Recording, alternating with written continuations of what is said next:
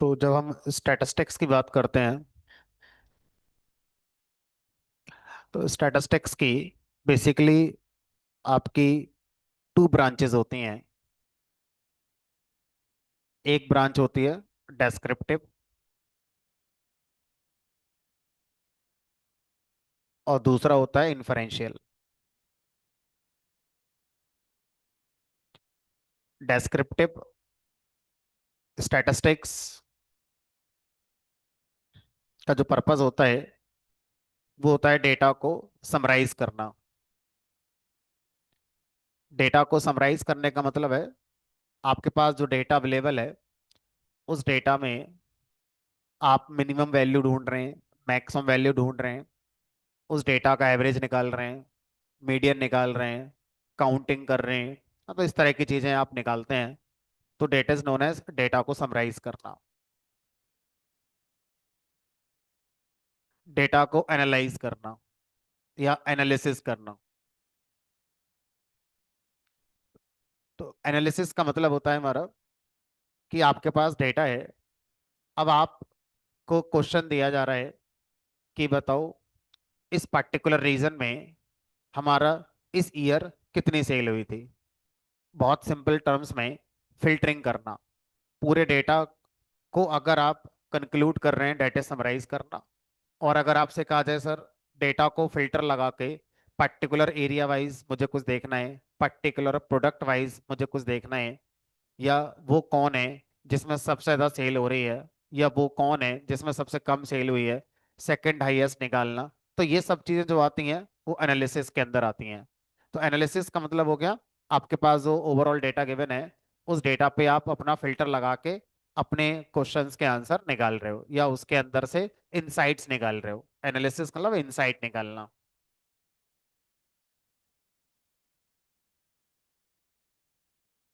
अगला काम होता है डेस्क्रिप्टिव के अंदर डेटा में ईडीए परफॉर्म करना। ईडीए का फुल फॉर्म होता है एक्सप्लोरेटरी डेटा एनालिसिस। ईडीए में बेसिकली आपका पर्पस होता है कि जो आपके पास डेटा गिवन है उस डेटा में जो आपके एट्रीब्यूट्स हैं मतलब कॉलम्स हैं उनके बीच में रिलेशनशिप को आइडेंटिफाई करना। किसके अंदर क्या हमारी रिलेशनशिप आ रही है उसको आइडेंटिफाई करना, है ना। एग्जाम्पल के तौर पर आपसे कहा जाए कि अगर मेरे पास कोई डेटा गिवन है एम्प्लॉई का, उसमें एक कॉलम है मान लीजिए एक्सपीरियंस, एक कॉलम है सैलरी। तो ईडीएस हमें ये पता चल जाएगा कि एक्सपीरियंस और सैलरी के बीच में एक कोरिलेशन है। जिसकी एक्सपीरियंस ज़्यादा होती जा रही है सैलरी बढ़ती जा रही है, एक्सपीरियंस कम है तो सैलरी कम है। तो इस तरह से हमारे डेटा में बहुत सारे कॉलम्स होते हैं। कौन सा कॉलम किस कॉलम के साथ रिलेट कर रहा है अगर हम ये समझना चाहते हैं तो उसके लिए हम ईडीए परफॉर्म करते हैं, एक्सप्लोरेटरी डेटा एनालिसिस। डेटा के अंदर रिलेशनशिप को निकालना। जैसे हम लोगों ने कोरिलेशन पढ़ा था, या अभी हमने विजुलाइजेशन के अंदर देखा था एक हीट मैप करके आता है, बॉक्स प्लॉट करके आता है, डेटा में आउटलायर निकालना। तो ये सारी चीजें आपकी किसके अंदर आती हैं, ईडीए के अंदर आपका आती हैं। तो डेस्क्रिप्टिव जो स्टैट्स होती है उसके अंदर मेनली ये चीजें हमारी आती हैं, डेटा को समरी में कन्वर्ट करना, डेटा के अंदर से इंसाइट्स निकालना, और डेटा में रिलेशनशिप क्या है, कौन सा कॉलम किस कॉलम पर डिपेंड कर रहा है या नहीं कर रहा है वो आपको आइडेंटिफाई करना। ठीक है, जैसे टाइटैनिक वाला डेटा था। तो टाइटैनिक वाले डेटा को आपने जब एनालाइज किया था तो आपने देखा था कि वहां पर एक रिलेशनशिप आया था। किसका किसके साथ रिलेशनशिप आया था, जेंडर फीमेल है तो सर्वाइवल ज्यादा है, जेंडर मेल है तो सर्वाइवल कम था। तो ये किसके अंदर आएगा, हमारा ईडीए के अंदर हमारा आएगा, एक्सप्लोरेटरी डेटा एनालिसिस के अंदर आपका ये आता है। ठीक है। अब इन्फरेंशियल स्टैट्स का पर्पस क्या होता है। इन्फरेंशियल स्टैट्स का मतलब होता है कि आप किसी भी पॉपुलेशन के बारे में कंक्लूजन ड्रॉ करते हैं based on a sample taken from this population. एक एग्जांपल के थ्रू समझने की कोशिश करते हैं। बहुत प्रैक्टिकल एग्जांपल है। हर कोई इसको जानता है, भले ही आपने आज से पहले कोई गणित पढ़ी नहीं पढ़ी, कोई लैंग्वेज पढ़ी या नहीं पढ़ी है, बट जो एग्जाम्पल मैं कंसीडर कर रहा हूँ सबने अपने लाइफ में एक्सपीरियंस करा होगा कई बार। जब भी कोई इलेक्शन होता है तो इलेक्शन हो जाने के बाद सर्वे करने वाली एजेंसीज अपने अपने ओपिनियन पोल देते हैं, एग्जिट पोल देते हैं कि भाई किस पार्टी को कितने सीट्स हमारी मिल सकती हैं। तो अगर हम ध्यान से देखें कि किस पार्टी को कितनी सीट्स मिल सकती हैं, तो सर्वे करने वाली एजेंसीज क्या करते होंगे। मान लीजिए भारत में 80 करोड़ वोटर्स हैं, 80 करोड़ लोगों ने वोट डाला, तो क्या 80 करोड़ लोगों के पास सर्वे करने वाली एजेंसीज आई होंगी? किस किस के पास गई होंगी हमारी? बहुत छोटे से एक सैंपल साइज उन्होंने लिया होगा। सैंपल साइज कितने का? 10,000, 50,000, 60,000, 80,000, 1 लाख, इस तरह से लिया होगा हमारा। तो अब उन्होंने क्या करा, उन्होंने एक पर्टिकुलर सैंपल लिया और उस सैंपल के बेस पर आपको ये बता दिया कि 80 करोड़ लोगों ने जो वोट डाला होगा उसके हिसाब से किस पार्टी को कितनी सीट मिलने वाली है। तो ये कैसे कर लिया उन्होंने? पूरी पॉपुलेशन का मतलब क्या है? वो सारे वोटर्स जो वोट डालने गए हैं वो हो गई पॉपुलेशन, 80 करोड़ पॉपुलेशन हो गई। अब उसमें से सैंपल साइज लिया 5 लाख का या 4 लाख का या 2 लाख का, मतलब 2 लाख वोटर से बात करी बस। ठीक है। और उनसे बातचीत करने पर उन्होंने कंक्लूजन निकाला कि 80 करोड़ लोगों ने जो वोट डाला होगा उसके हिसाब से इस पार्टी को इतनी सीट मिलेंगी, इस पार्टी को इतनी सीट मिलेंगी। तो ये भी क्या कहलाती है? आपकी स्टैटिस्टिक्स कहलाती है। कौन सी वाली स्टैटिस्टिक्स कहलाती है हमारी? ये इन्फरेंशियल स्टैटिस्टिक्स। तो अब क्या क्या इसके अंदर आता है हमारा? तो इसके अंदर कई सारे कॉन्सेप्ट्स आते हैं। सबसे इंपॉर्टेंट कॉन्सेप्ट जो इसके अंदर आता है उसका नाम है हमारा हाइपोथेसिस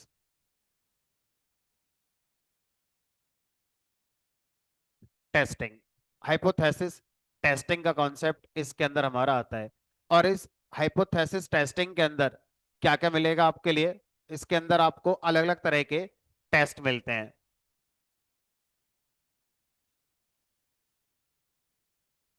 कौन कौन से टेस्ट इसके अंदर मिलेंगे? इसके अंदर आपको टेस्ट मिलेगा टी टेस्ट, उसके बाद Z test, ANOVA test, chi square test, और पता नहीं कितने हैं। तो मेनली इसके अंदर क्या आते हैं हमारे? टेस्ट वगैरह आते हैं। इसके अंदर और भी चीजें जैसे सेंट्रल लिमिट थ्योरम आती है इसके अंदर, इसके अंदर कॉन्फिडेंस इंटरवल आता है, और बहुत सारी चीजें हैं जो इसके अंदर हमारे यहाँ पर आते हैं। बट जो अभी हमें अपना पढ़ना है वो हमारा मेन ये है। ठीक है। जो मेन हमारा अभी हमें पढ़ना है वो हमें पढ़ना है इन्फरेंशियल स्टैट्स के अंदर हाइपोथेसिस टेस्टिंग वाला चैप्टर। ठीक है। तो अगर आपसे कहा जाए कि इन्फरेंशियल स्टैटिस्टिक्स में क्या हम डेटा से इंसाइट निकालते हैं? हमने कहा नहीं। क्या डेटा को समराइज करने वाला काम करते हैं? नहीं। क्या डैशबोर्ड बनाने का काम करते हैं? हमने कहा नहीं। तो यहाँ का जो कंक्लूजन है, लास्ट जो आपका कंक्लूजन बनता है वो क्या है? कंक्लूजन है एक डैशबोर्ड आप अपना बना रहे होते हैं। ठीक है। डेस्क्रिप्टिव एनालिसिस का फाइनल जो प्रोडक्ट है it is like a dashboard. जैसे आपने आईपीएल वाला बनाया या आपने टैबलू के अंदर सेल्स वाला बनाया, तो इस तरह से जो लास्ट प्रोडक्ट डेस्क्रिप्टिव एनालिसिस का बनकर तैयार होता है that is known as dashboard. Inferential stats का जो लास्ट प्रोडक्ट है वो क्या होता है? इसका लास्ट प्रोडक्ट होता है हमारा conclusion about population based on study on sample. तो इन्फरेंशियल स्टैट्स का जो लास्ट प्रोडक्ट है उसमें हम क्या करते हैं? हम एक कंक्लूजन ड्रॉ करते हैं। किसके बारे में? एक बड़ी आबादी के बारे में, बड़े डेटा के बारे में। तो पॉपुलेशन शब्द का मतलब यहाँ पे वो पॉपुलेशन नहीं है जो किसी देश की होती है। पॉपुलेशन शब्द का मतलब यहाँ पर है टोटल डेटा से। तो इन्फरेंशियल स्टेट्स में दो शब्द आपको फ्रीक्वेंटली सुनने को मिलेंगे, पॉपुलेशन और सैंपल। तो पॉपुलेशन शब्द का जो मतलब होगा वो हमारा होता है टोटल डेटा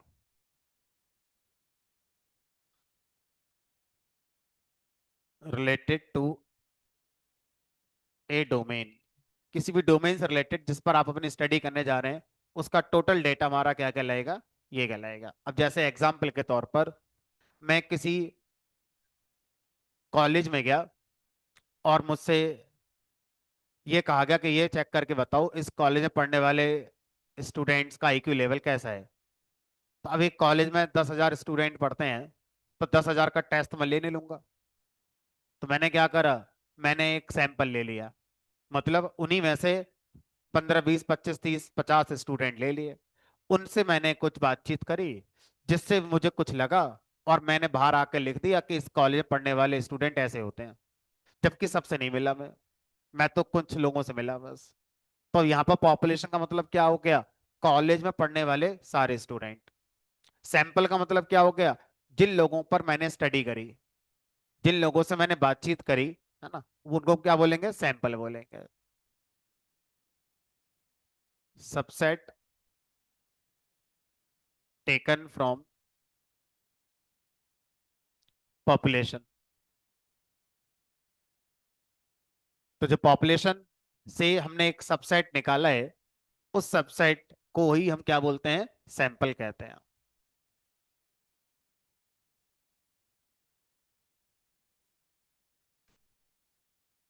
कहां पर इन्फरेंशियल स्टैटिस्टिक्स यूज कर सकते हो, अभी तो बताया आपने। आप एक कॉलेज में ये पता करने गए हो कॉलेज में पढ़ने वाले स्टूडेंट का आईक्यू लेवल कितना है। प्रैक्टिकली ये पॉसिबल होगा ही नहीं कि आप हर स्टूडेंट से मिलकर फिर अपना डिसीजन लो। अगर आप प्रैक्टिकली ऐसा करना चाहते हो तो फिर आपको बहुत टाइम देना पड़ेगा। आपका जो कंक्लूजन आएगा ये बहुत टाइम बाद आएगा, आपके रिसोर्सेज ज्यादा लगेंगे। आप एक आदमी नहीं 10 आदमी की टीम लेकर जा रहे होगे, और 10-12 दिन रुकोगे कॉलेज में, तो उसकी कॉस्टिंग बहुत बहुत आएगी। तो शायद हमारे सामने प्रॉब्लम कई बार ऐसी होगी कि हम पूरी पॉपुलेशन पर अपनी स्टडी कर ही नहीं पा रहे हैं। अब एक और एग्जाम्पल देखो, वैक्सीन जब बनाई जाती है, तो जब कोरोना की वैक्सीन बनाई जा रही थी तो उसका ट्रायल चल रहा था। क्या आपके पास आए थे लगाने के लिए कि लगवा के देख लो काम करेगी कि नहीं करेगी? हमारे पास तो नहीं आए थे। तो फिर उन्होंने ट्रायल में ये रिजल्ट कैसे बताया कि 70% एफिकेसी है? हमारे पास तो आई नहीं लगाने के लिए। हमारे पास क्या किसी के पास नहीं आए होंगे? तो उन्होंने एक सैंपल साइज लिया होगा ना।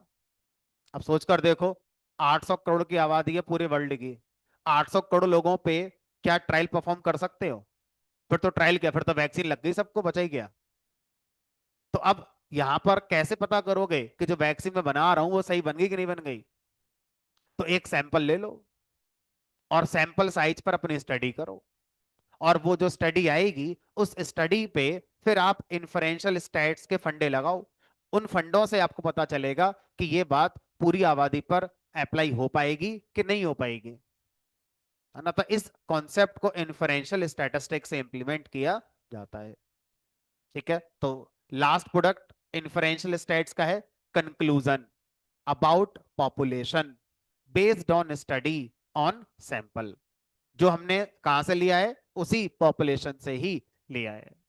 ठीक है, चलो तो अब यहां पर जो आप सैंपल बना रहे हो, सैंपल बनाने का जो टास्क है, कई बार ये एक इंपॉर्टेंट रोल प्ले करेगा कि आप सैंपल कैसे बना रहे हो। पहला तरीका होता है रैंडम सैंपलिंग। आप बिना दिमाग लगाए पॉपुलेशन में से अकड़ बकड़ करके रैंडमली अपना सैंपल चुन लेते हो। ठीक है, दूसरा तरीका ये हो सकता है कि सर मैं रैंडम सैंपलिंग नहीं कर रहा हूं, मैं क्या करता हूं, मैं स्ट्रैटिफाइड सैंपलिंग करता हूं। स्ट्रैटिफाइड का मतलब यह है कि मैंने वैक्सीन बनाने के लिए क्या करा, 800 करोड़ लोगों में मान लीजिए 5 लाख का सैंपल लेना है, तो स्ट्रेटिफाइड कैटेगरी वाइज सैंपल में जो डेटा है उसको लाने की बात करता है। जैसे कुछ इंडिया से ले लिए, कुछ मैंने दूसरे रीजन से ले लिए, कुछ इस एज ग्रुप के ले लिए, कुछ उस एज ग्रुप के ले लिए। रैंडम में ऐसा कुछ नहीं है, रैंडम में कोई सा भी आ सकता है, सब एक एज ग्रुप के आ जाएं, सब अलग अलग रीजन से आ जाएं, सब एक ही रीजन से आ जाएं, कुछ नहीं कह सकते। तो स्ट्रेटिफाइड जो सैंपलिंग होती है, कई बार ये हमारे लिए अच्छे रिजल्ट देती है ना। तो वैक्सीन बनाने वाले जनरली स्ट्रेटिफाइड जो सैंपलिंग है उसका यूज करते हैं हमारा। ठीक है। तीसरी सैंपलिंग हमारी जो होती है वो होती है हमारा जजमेंटल सैंपलिंग। जजमेंटल सैंपलिंग में क्या होता है कि हम कहीं पर जो सैंपल लेते हैं वो सैंपल थोड़ा वाइजली लेते हैं। वाइजली का मतलब है हम ये कर रहे हैं कि जो बेस्ट हमारे पास होगा उनको सैंपल में रखेंगे। एग्जाम्पल के तौर पर अगर आपसे कहा जाए कि अगर कभी कोई कहीं पर आंदोलन होता है, किसानों का आंदोलन हुआ या जन लोकपाल वाला आंदोलन हुआ या और भी बहुत सारे इस तरह से धरना प्रदर्शन होते रहते हैं। अब मान लो लाखों लोग उस आंदोलन में शामिल हो रहे हैं, अब सरकार को बात करनी है, सबसे कर पाएंगे? फिर क्या करते हैं, रैंडमली एक सैंपल लेते हैं, मतलब एक कमेटी बनाते हैं, उस कमेटी को सैंपल कह दो। भाई कमेटी का मतलब क्या है, कमेटी का मतलब सैंपल ही तो होता है, और क्या होता है? सरकार की भाषा में कमेटी है, हमारी भाषा में वो एक सैंपल है। अब उस सैंपल में रैंडमली लोग नहीं आएंगे, स्ट्रेटिफाइड भी नहीं आएंगे। हमने क्या करा, वहां पर जो टॉप लीडरशिप वाले लोग थे, जो नेता जैसा अपना काम कर रहे थे, उनको डाल दिया उसमें। और जो वो डिसाइड करेंगे सब लोग मान लेंगे, हाँ भाई यही सही है। या कॉलेज वाले एग्जाम्पल में आ जाओ, तो कॉलेज वाले एग्जाम्पल में हमने क्या करा, जो सैंपल बनाया, हमने उन स्टूडेंट का सैंपल ले लिया जो क्लास में फर्स्ट आए थे। 5 बच्चे बोले लिए जिनकी फर्स्ट आई थी इस सेक्शन ए से, 5 बच्चे सेक्शन बी से ले लिए वो जिनकी फर्स्ट आई थी। तो अब उन पर मैंने आईक्यू टेस्ट करा, तो अगर उन पे आईक्यू टेस्ट अच्छा आया है मतलब कॉलेज में पढ़ाई सही होती होगी फिर। तो स्ट्रेटिफाइड का मतलब हमारा हो गया ग्रुप बना के काम करना। जजमेंटल का मतलब हो गया कि जो टॉप के सैंपल्स होते हैं किसी भी मामले में वो टॉप हो सकते हैं। एग्जाम्पल कॉलेज वाला है तो मार्क्स के मामले में वो टॉप हो गए। एग्जाम्पल अगर आप पॉलिटिक्स वाला है तो जिनके अंदर लीडरशिप क्वालिटी है वो हमारे लिए टॉप के सैंपल हो गए। तो इस तरह से जजमेंटल वाला सैंपलिंग कर सकते हो। एक तरीका होता है हमारा जिसमें हम nth एलिमेंट को ले रहे हैं, मतलब हमारे पास लाखों लोग हैं, पहला ले लिया, 10वां ले लिया, 20वां ले लिया, 30वां ले लिया, एक इक्वल इंटरवल पे जो डेटा मिल रहा है उसको हम ले ले रहे हैं। ऐसे भी सैंपल बनाया जा सकता है। तो सैंपल बनाने के इस तरह से कई तरीके हमारे पास होते हैं। ठीक है। तो अलग अलग स्टडी में अलग अलग सैंपलिंग का इस्तेमाल किया जाता है। जैसे वैक्सीन बनाने वाला मैंने एग्जांपल दिया, तो वैक्सीन बनाने वाले एग्जांपल में हमेशा स्ट्रेटिफाइड सैंपल बनाए जाते हैं। स्ट्रेटिफाइड का मतलब है एज ग्रुप, हर एज ग्रुप का सैंपल आ जाए उसमें, हर रीजन का उसमें सैंपल आ जाए, है ना। तो इस तरह से हमारा जो सैंपल का ट्रायल होगा वो थोड़ा अच्छा हमारा हो पाएगा। ठीक। तो अब ये सारी कहानी हमारी समझ में आ गई कि कैसे इस काम को किया जाता है। अब किसी भी कंक्लूजन को ड्रॉ करने के लिए, चाहे हमारे पास अब सैंपल रैंडम आया है, चाहे जजमेंटल आया है, चाहे स्ट्रेटिफाइड आया है, या कोई सा भी आया है, हमने क्या करना है, हमने उस सैंपल पे स्टडी करनी है। तो सैंपल पे स्टडी कैसे करोगे? तो सैंपल पे स्टडी करने के कई तरीके हैं। दो ज्यादातर मार्केट में चलते हैं, एक होता है कॉन्फिडेंस इंटरवल और दूसरा होता है हाइपोथेसिस टेस्टिंग। तो अभी हमारे करिकुलम के हिसाब से हम हाइपोथेसिस टेस्टिंग को फोकस कर रहे हैं। ठीक है। तो जब हम सैंपल ले लेते हैं तो अब हम उस पर स्टडी करेंगे। तो स्टडी कैसे करते हो? स्टडी करने के लिए ऐसे मान लो जैसे आप किसी डॉक्टर के पास गए, अब डॉक्टर ने आपसे कहा भाई कि ये वाला टेस्ट करा लो, टेस्ट करा लो। तो वो टेस्ट करा के क्या चेक करना चाहता है कि आपको ये सिम्टम्स अगर आ रहे हैं तो क्या क्या बीमारी होने के चांसेस हैं। तो डॉक्टर के पास एक नॉलेज होती है, तभी वो एक सही टेस्ट लिख सकता है। ऐसा नहीं है कि कोई सा भी आप बीमारी लेके चले गए और कोई सा भी टेस्ट वहां पर लगा दिया, तो जो प्रिस्क्रिप्शन लिखेगा वो सही काम करेगी नहीं डॉक्टर हमारा। तो यानी कि सही टेस्ट चुनना बहुत जरूरी है। इसी तरह से जब आप इन्फरेंशियल स्टैट्स करते हो, तो आप किस तरह का कंक्लूजन निकालना चाहते हैं, किस तरह की स्टडी करना चाहते हैं सैंपल पे, उसके अकॉर्डिंग आपको ये टेस्ट लगाने पड़ते हैं। ये टेस्ट के जो रिजल्ट आते हैं वो आपको बताते हैं कि ये बात जो हमने सैंपल में देखी है, क्या ये बात पॉपुलेशन पे अप्लाई हो पाएगी या नहीं हो पाएगी। तो इन टेस्ट के कुछ रिजल्ट आएंगे, उन रिजल्ट से हम ये डिसाइड करेंगे। अब सबसे बड़ा खेल इसमें यही होता है कि आप कौन सा टेस्ट लगाने वाले हो। जैसे मैंने वैक्सीन वाला एग्जांपल लिया, उसमें कौन सा टेस्ट लगाओगे, या और भी ढेरों एग्जांपल हो सकते हैं, कौन सा टेस्ट उसमें लगाओगे। ठीक है। तो अब इन टेस्ट को समझने के लिए अलग अलग पैरामीटर्स होते हैं। उनमें से एक पैरामीटर ये होता है कि आपका जो पॉपुलेशन है, इस पॉपुलेशन का डिस्ट्रीब्यूशन कैसा है। पॉपुलेशन का डिस्ट्रीब्यूशन, बचपन की यादें हैं आपके, स्टैट्स की याद आ जाए तो ये कौन सा डिस्ट्रीब्यूशन है, इसको बोलते हैं नॉर्मल डिस्ट्रीब्यूशन, जिसमें डेटा मीन के अराउंड कैसा होता है, सिमेट्रिक होता है। ये आपका मीन हो गया, 50% डेटा इधर आएगा, 50% इधर आएगा। इवन मीन मोड मीडियन तीनों कैसे होते हैं इसमें, बराबर होते हैं। तो कुछ टेस्ट ऐसे हैं जो तभी लगाई जाएंगे जब आपकी पॉपुलेशन का डेटा नॉर्मली डिस्ट्रीब्यूटेड हो। अगर आपका पॉपुलेशन का डेटा नॉर्मली डिस्ट्रीब्यूटेड नहीं है, तो फिर ये टेस्ट ना लगाकर दूसरा टेस्ट लगाना है। अच्छा, ये वाला डिस्ट्रीब्यूशन कौन सा कहलाएगा, right skewed, long tail on right side, right skewed. इसका मतलब है कि मोस्टली जो वैल्यूज हैं वो कम रेंज में आ रही हैं। मान लो ये 10 है, ये 20 है, ये 30 है, ये 40 है, तो बहुत कम जो वैल्यूज हैं वो हाई इंटरवल में गई हैं। मोस्टली वैल्यूज लो इंटरवल में लाई कर रही हैं। ठीक है, राइट स्क्यूड जो हमारा डेटा है। ठीक है। ऐसे ही एक हमारा होता है left skewed data. It is like left skewed data.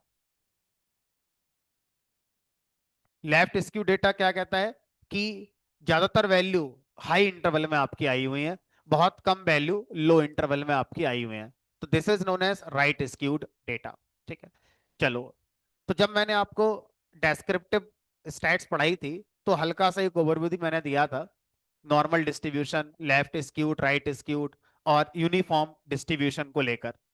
उस समय मैं आपको ये ग्राफिक्स बनाकर सिर्फ पेंसिल से दिखा पाया था, प्रोग्राम से नहीं दिखा पाया था, क्योंकि उस समय तक हमने विजुलाइजेशन का कोई टॉपिक नहीं पढ़ा था। आज हमारे पास विजुलाइजेशन के नाम पर काफी सारी चीजें मौजूद हैं। ठीक है। उन सारी चीजों में सबसे बेटर डिस्ट्रीब्यूशन को दिखाने वाला जो ग्राफ होता है, उसका नाम होता है हमारा हिस्टोग्राम। एक और होता है केडीई, कर्नल डेंसिटी एस्टिमेशन। बहरहाल हमने हिस्टोग्राम पढ़ा है, तो हिस्टोग्राम पावर बीआई में तो हमने नहीं पढ़ा है, हमने इसे पढ़ा टैबलू में। शायद पढ़ा वहां भी नहीं, लेकिन होता है टैबलू के अंदर होता है। आप मैटप्लॉटलिब पाइथन की जो लाइब्रेरी है वहां पर आप इसका यूज कर सकते हैं। तो अब पावर बीआई टैबलू का चैप्टर खत्म हो चुका है हमारा। अब हम पाइथन के अंदर जो मैटप्लॉटलिब लाइब्रेरी है उसका यूज करके एक बार पहले आपको मैं डिस्ट्रीब्यूशन को ग्राफिकली समझाता हूं कि कैसे हम इन चीजों को ग्राफिकली समझ सकते हैं डिस्ट्रीब्यूशन वाइज। ठीक है। तो सबसे पहले हमारे पास क्या होना, अच्छा, नोट्स का आप, मैं नोट्स मैंने पहले लिख लिए हैं क्योंकि हमें इसको कंप्लीट करना है। मैं आपको क्लास के बाद शेयर कर दूंगा,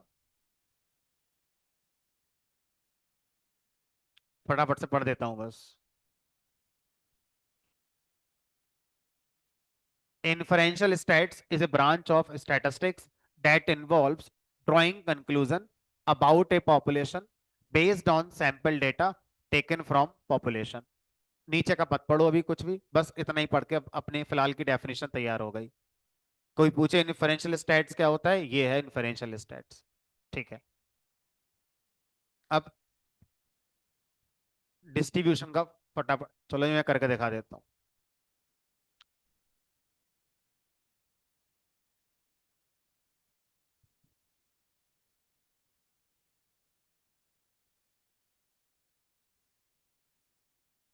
सैम्पलिंग टेक्निक्स के बारे में लिख देता हूँ।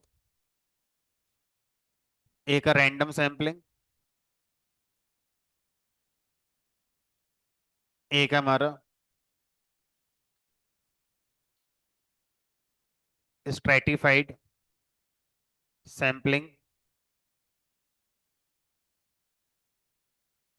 Based on gender, age, region, etcetera. तो जो सैंपल आए हर जेंडर के बराबर आए, या हर एज ग्रुप के बराबर आए, या हर रीजन से बराबर बराबर आए, तो इक्वल डिवीजन को ये फोकस करता है स्ट्रेटिफाइड वाला।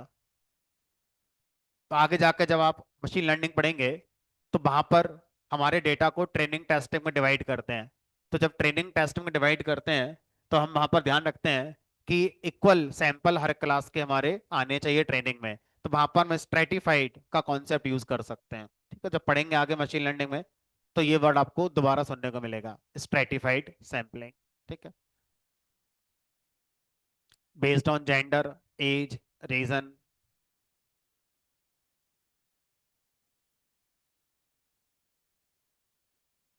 Equal samples. ऐसे ही अपने लिख सकते हो कि जो सैंपल्स बनेंगे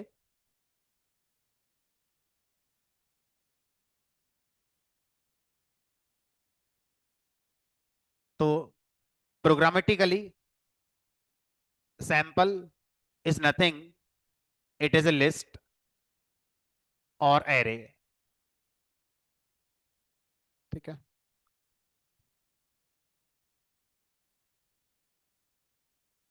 एक लिस्ट या एरे को सैंपल कहते हैं। मान लो 10, 5, 8, 0, 6।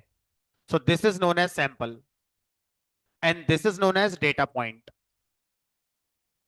Data point, individual element in sample is known as data point. Programmatically sample is nothing, it is a Python list और numpy एरे। तो कई जगह पर आपको पाइथन लिस्ट लगानी है और कई जगह पर आपको numpy एरे लगाने हैं। Data point, each element in sample is called data point.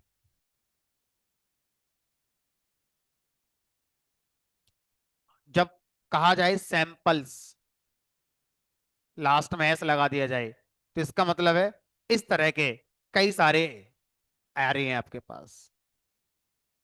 इस तरह के कई सारे आपके पास एरे होंगे।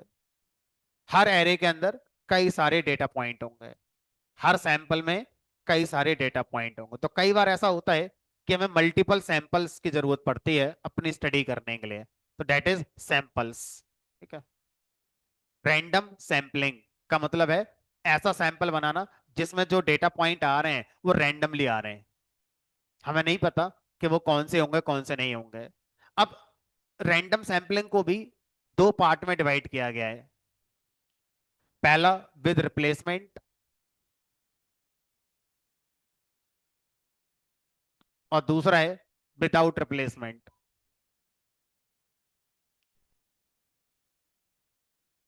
रैंडम सैंपलिंग भी दो तरह की हो गई, विद रिप्लेसमेंट, विदाउट रिप्लेसमेंट।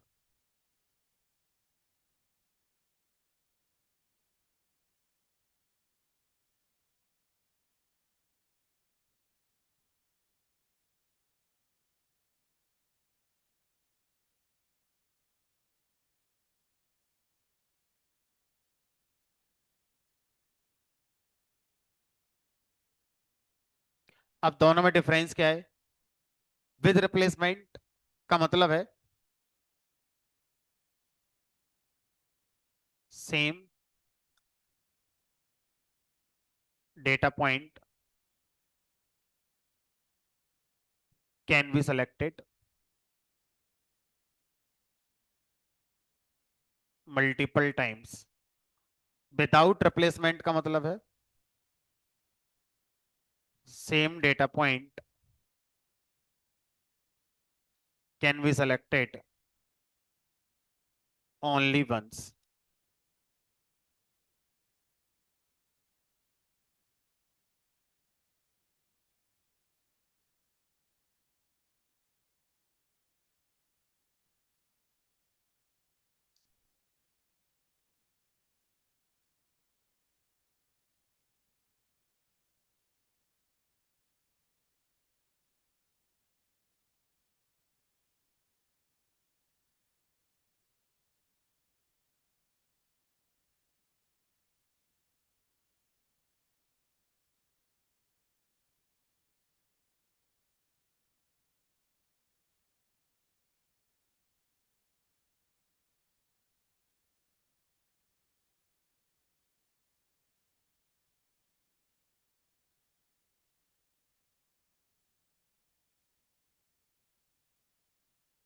अगली है जजमेंटल।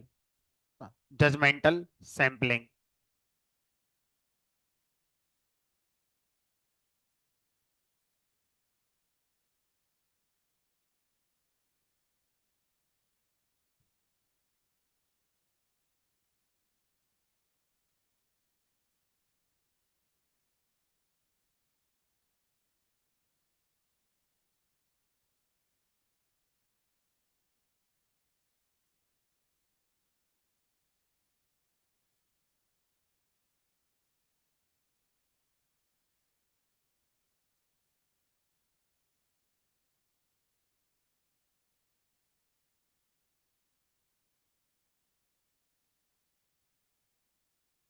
तो समझाने के लिए लिख दिया लाइक टॉप स्टूडेंट्स।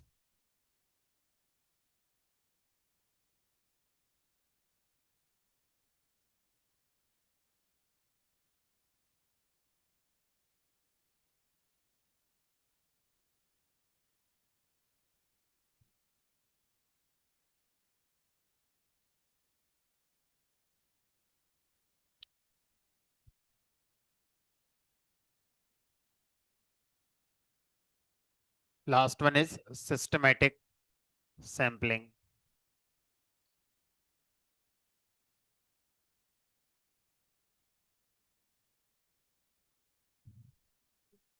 कर सकते हो, मैंने जस्ट एक एग्जांपल के लिए बताया जजमेंटल सैंपलिंग का मतलब क्या है। डिसाइड करना आपका काम है। आप बिल्कुल ऐसा कर सकते हो, वहां पर रैंडम सैंपलिंग ज्यादा सही है, आप ऐसा कर सकते हो। ठीक है। जनरली जब कोई भी डेलीगेट बनाया जाता है तो जो डेलीगेट्स होते हैं वो जनरली जजमेंटल सैंपलिंग का यूज करके बनाए जाते हैं। आपकी कंट्री से कुछ लोग जा रहे हैं दूसरी कंट्री में बात करने के लिए, तो 150 करोड़ लोगों को वो रिप्रेजेंट कर रहे हैं। अब वो कौन 5 लोग जाएंगे? तो हर कोई रैंडमली डिसाइड नहीं कर सकते वहां पर कि कोई से 5 लोग उठा के भेज दिए भारत के बारे में बात करने के लिए दूसरे देशों में। तो वो जजमेंटल सैंपलिंग होगी। डिसाइड करा जाएगा कि किन किन को रखना है। इस पार्टी का टॉप का बंदा ले लिया, या जिसको इंग्लिश बोलनी ज्यादा अच्छी आती है उसको ले लिया, या जो ज्यादा अच्छा बोल सकता है हिंदी में या इंग्लिश में उसको ले लिया, या जो ज्यादा जानता है दुनिया के बारे में उसको रख लिया। तो किसी तरह से वो कहीं ना कहीं एक स्पेसिफिक क्वालिटी रखता है, उसको पिक करा है हमने। आंख बंद करके पट्टी नहीं बांधी है कि कोई सा आ जाओ भले ही तुम्हारे अंदर कोई क्वालिटी है कि नहीं। ठीक है, ऐसा कह सकते हो। तो सिस्टमेटिक सैंपलिंग मतलब है consider every nth data point. तो जनरली ये 4 तरह की सैंपलिंग हमारे पास होती है। तो जब आपका पॉपुलेशन का डेटा सीक्वेंस में हो तो सिस्टमेटिक सैंपलिंग भी काम कर जाती है। Consider every nth data point. पहला ले लिया, 10वां ले लिया, 20वां ले लिया, 30वां ले लिया, 40वां ले लिया, ऐसे करके अपना कर सकते हो।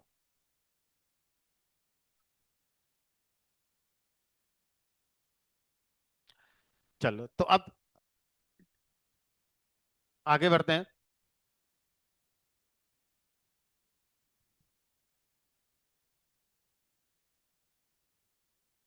तो अगर हम मशीन लर्निंग या आगे के जो कॉन्सेप्ट्स हैं उनके अकॉर्डिंग थोड़ा फोकस करें, तो वहां पर ये दोनों ज्यादा यूज होती हैं, रैंडम सैम्पलिंग या स्ट्रेटिफाइड सैम्पलिंग। जजमेंटल बहुत स्पेसिफिक हो गई, है ना, जिसके अंदर कुछ क्वालिटी है उसी को हम अपना सैंपल में रखेंगे। तो जब कहीं कोई हमें डेलीगेट जैसे बनाने होते हैं तो जजमेंटल के लिए ज़्यादा सही रहता है। सिस्टमेटिक, जब सारे एक जैसे हैं, सब में एक जैसी चीज़ें हैं, किसी को ले लो, तो शायद सिस्टमेटिक वाला भी सही हो सकता है।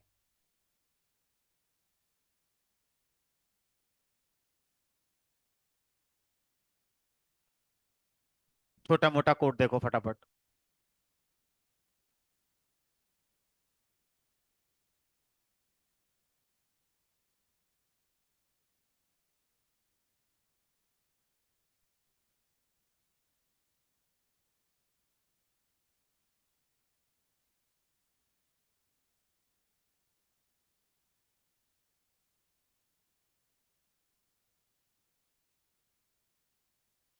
मैंने एक छोटा सा डेटा फ्रेम बनाया।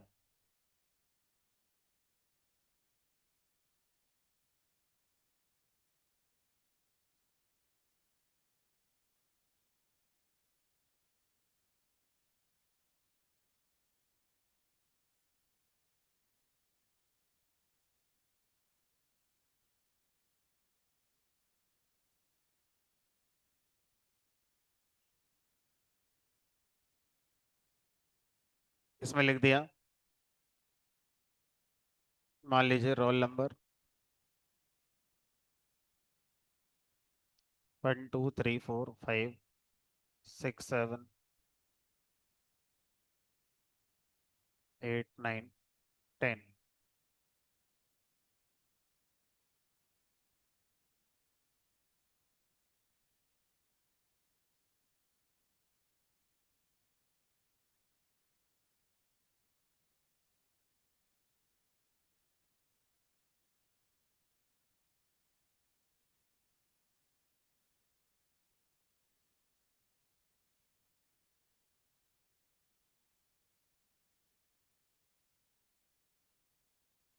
3 4 5 6 7 8 9 10।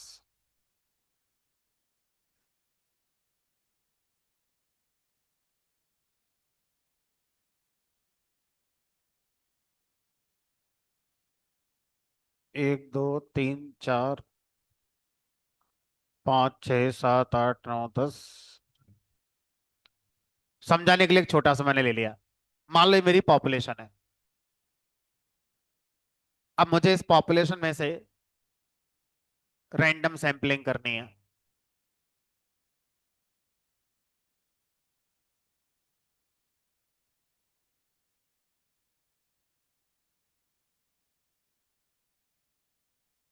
तो रैंडम सैंपलिंग करने के लिए मैं क्या करूंगा? देखो, हम कहानी से प्रोग्रामिंग में जाएंगे तो किसी भी कहानी का कोड कन्वर्जन हम उस प्रोग्रामिंग लैंग्वेज की लाइब्रेरी पे फिर डिपेंड हो जाते हैं। अब जो मैंने कहानी सुनाई, इस कहानी को आप आर प्रोग्रामिंग लैंग्वेज में लिखो, आप इसको पाइथन में लिखो, आप इसको किसी भी प्रोग्रामिंग लैंग्वेज में कोड कर सकते हो। अगर हम पाइथन में कोड करने जा रहे हैं तो पाइथन में हम पांडास नमपाई लाइब्रेरीज जानते हैं, तो मैंने उसमें से पांडास उठा ली। इसके साथ थोड़ा सा हम फैमिलियर हैं तो समझाना आसान हो जाएगा। अब ये पॉपुलेशन मान लो, ठीक है, चलो इसका नाम पॉपुलेशन डेटा फ्रेम कर दिया। नाम में कुछ नहीं रखा है, समझना आसान हो जाएगा। अब मुझे इसमें सैंपल निकालना है, तो आपको दिमाग नहीं लगाना पड़ा। पांडास में किसी भी डेटा फ्रेम से सैंपल निकालना है तो सीधा सैंपल नाम का क्या होता है, हमारे पास एक फंक्शन होता है। अब सैंपल फंक्शन बता दो कितना सैंपल निकालना है। हमने कहा 4 का निकाल लो, तो n = 4। अब ये 4 सैंपल हमें लाकर दे देगा। कौन से 4 होंगे?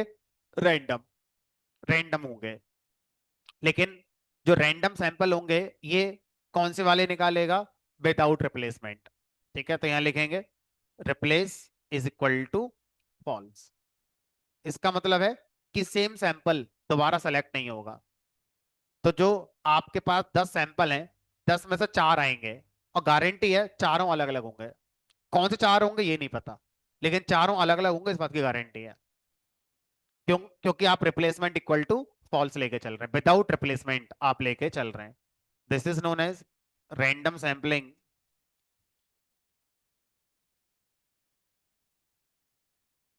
Without replacement. इसका यूज भी आगे जाके आप मशीन लर्निंग पढ़ेंगे जब, तो वहां पर फिर आपको देखने को मिलेगा, विदाउट रिप्लेसमेंट, विद रिप्लेसमेंट। अब चार सैंपल आ गए, अलग अलग हैं, दोबारा रन कराऊंगा, कोई और चार आ जाएंगे, लेकिन कोई भी सैंपल रिपीट नहीं होगा। लेकिन अगर आपसे कहा जाए विद रिप्लेसमेंट करना चाहता हूं, तो रिप्लेस इक्वल टू का डाल दो, ट्रू। तो ये हो गया रैंडम सैंपलिंग विद रिप्लेसमेंट, मतलब सेम सैंपल में बी सेलेक्टेड। जबरदस्ती नहीं है कि करने ही पड़ेंगे, देयर में बी ए चांस कि सेलेक्ट हो जाए, और हो सकता है ना भी हो। ठीक है, तो देखते हैं, तीन चार बार रन करा के कभी ना कभी तो देखेगा ही। सब पहली बार में दिख गया, तीन चार की जरूरत ही नहीं पड़ी, देखो। हो सकता है अगली बार में चलाऊं तो सब अलग अलग आ जाए, देखो सब अलग अलग है। तो रिप्लेस का मतलब हो गया कि संभावना है दोबारा आने की, गारंटी नहीं है कि आएगा ही आएगा। लेकिन विदाउट में गारंटी है कि एक सैंपल एक बार आ गया है, एक डेटा पॉइंट आ गया है, तो दोबारा नहीं आएगा। चलो, तो रैंडम सैंपलिंग वाली कहानी क्या है वो हमारी समझ में आ गई।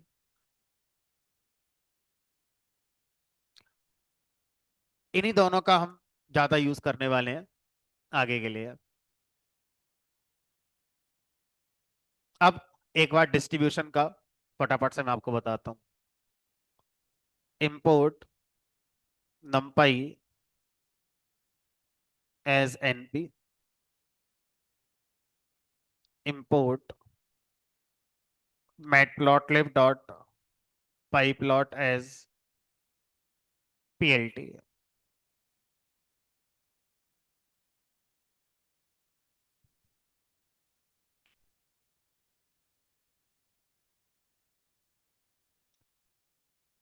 तो अगर आप एक ऐसा सैंपल चाहते हैं जिसके सारे डेटा पॉइंट इस तरह से हों कि वो नॉर्मल डिस्ट्रीब्यूशन में आए जब उसको देखा जाए, तो ऐसा करने के लिए numpy के अंदर, रैंडम मॉड्यूल के अंदर एक नॉर्मल नाम का ही फंक्शन है।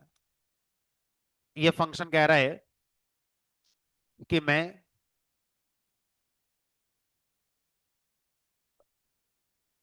ऐसे डेटा पॉइंट जनरेट करूंगा जिनको आप जब हिस्टोग्राम बनाकर देखोगे तो लगभग आपको वो नॉर्मल डिस्ट्रीब्यूशन का शेप, वेल कर्व शेप नजर आएगा। बस मुझे ये बता दो कितने जनरेट करूं, ऐसे डेटा पॉइंट कितने जनरेट करूं, साइज इक्वल टू। तो ऐसा कहा जाता है जितने ज्यादा जनरेट करोगे उतना चीजें हमारी बेटर होंगी, मतलब डेटा और ज्यादा नॉर्मलाइज मैनर में आएगा जितना साइज बड़ा होगा। तो हमने चलो 1000 लेके देख लिया। अब बाय डिफॉल्ट जो डेटा जनरेट करेगा, ये डेटा ये मानकर जनरेट होगा कि इसका मीन 0 आएगा और स्टैंडर्ड डेविएशन 1 होगा। तो बाय डिफॉल्ट ये फंक्शन मीन हमारा 0 और स्टैंडर्ड डेविएशन 1 ये मानते हुए डेटा पॉइंट जनरेट करता है। तो अब जो भी हमारा, मान लो आपका सैंपल जनरेट हुआ, इस सैंपल को अगर मैं प्रिंट करा कर दिखाऊं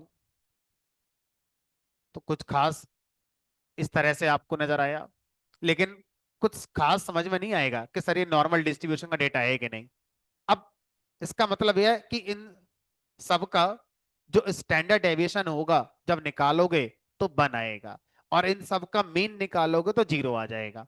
ठीक है, अब हमने कहा इसको प्रिंट कराने का कोई खास मकसद नहीं है, हम इसको प्लॉट करा कर देखेंगे। क्या लिखेंगे? plt डॉट हिस्ट, और यहां पर अपना सैंपल डाल दिया, और कितने बिन्स में आप इसे देखना चाहते हो, मतलब कितने इंटरवल में आप देखना चाहते हो वो बता दो। जैसे 1000 सैंपल हैं तो आप इनके इंटरवल्स बनाओ। इंटरवल्स मान लो मैंने कहा भी इसके 10 इंटरवल बना दो एक एग्जाम्पल के तौर पर, तो लिख दिया बीन्स इक्वल टू 10। तो 100 सैंपल एक इंटरवल में आएंगे, 100 एक में, 100 एक में, 100 एक में, ऐसे करके 100 100 के इंटरवल में सैंपल्स हमारे बनकर आएंगे।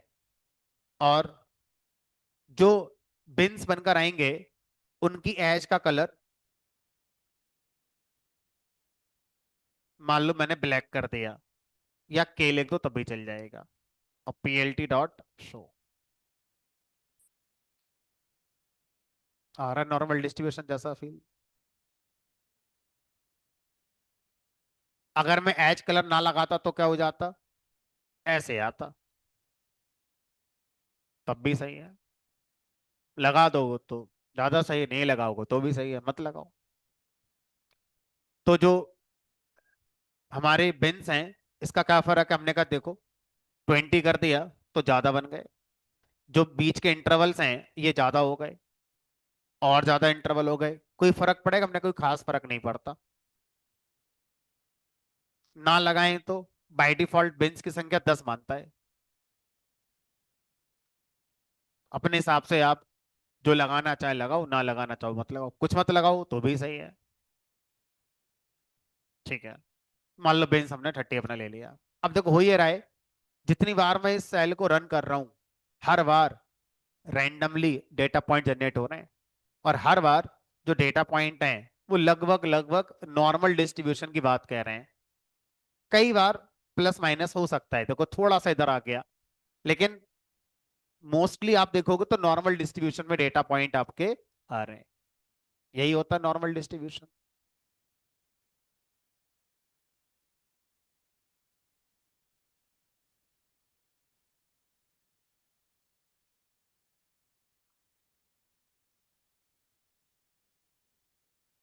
आप अपना यहाँ पे स्पेसिफाई भी कर सकते हो। आप कहो नहीं भाई मुझे ऐसे नहीं चाहिए, तो आप क्या करो, आप अपना बता दो। कैसे बताओगे, एलओसी एक वेरिएबल होता है, उससे आप बताओ मीन कितना चाहिए। तो मैंने कहा 5, या मैंने कहा चलो 10। फिर अगला मैंने कहा स्केल, स्केल का मतलब है स्टैंडर्ड डेविएशन, कितना चाहिए, हमने कहा 2 का।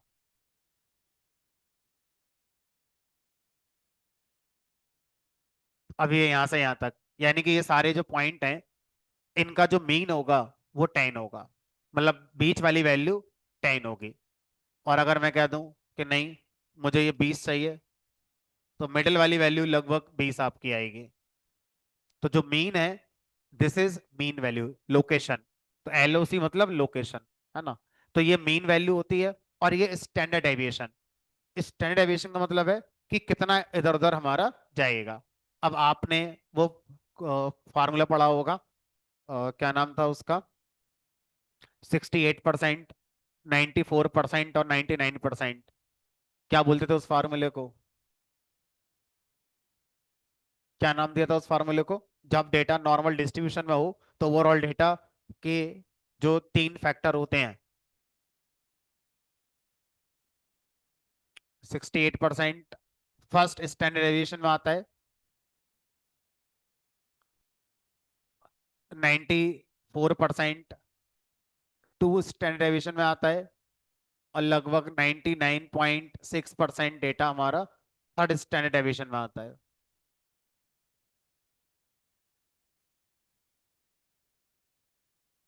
एम्पेरिकल रूल,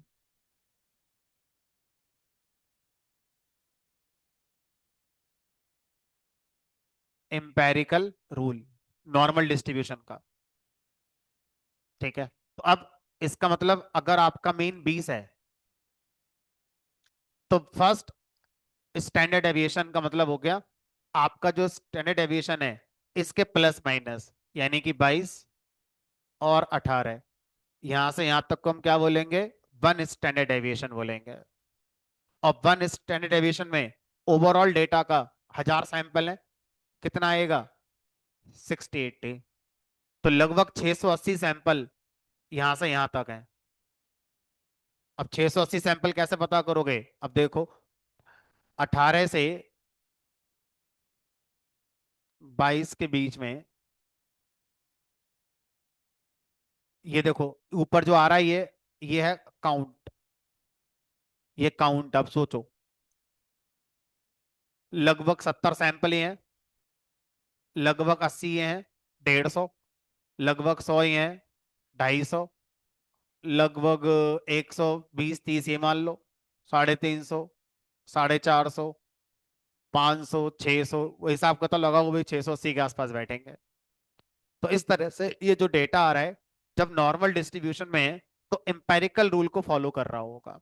एम्पेरिकल रूल का मतलब है फर्स्ट स्टैंडर्ड डेविएशन में 68% डेटा, और टू स्टैंडर्ड डेविएशन मतलब आपका 2 यानी कि 24, इधर हो गया 16, तो यहां से यहां तक हो गया 2 स्टैंडर्ड डेविएशन, और इसमें 94% डेटा आपका लाई करता है। ठीक है, ये सब जब मैंने आपको पढ़ाया था स्टैट्स डेस्क्रिप्टिव वाला, उसके अंदर ऑलरेडी पढ़ा रखा है, क्योंकि वहां भी हमें नॉर्मल डिस्ट्रीब्यूशन की जरूरत पड़ रही थी। बहरहाल, जब आप ये सब बातें नहीं बताते तो बाय डिफॉल्ट इसकी वैल्यू 1 होती है, और इसकी वैल्यू क्या होती है हमारी? 0। This is default. ठीक है, चलो, तो अब ये कहानी हमारी समझ में आ गई, कैसे चल रही है, क्या हो रहा है। ठीक, तो यहाँ पर मीन 0 है, और स्टैंडर्ड डेविएशन आपका 1।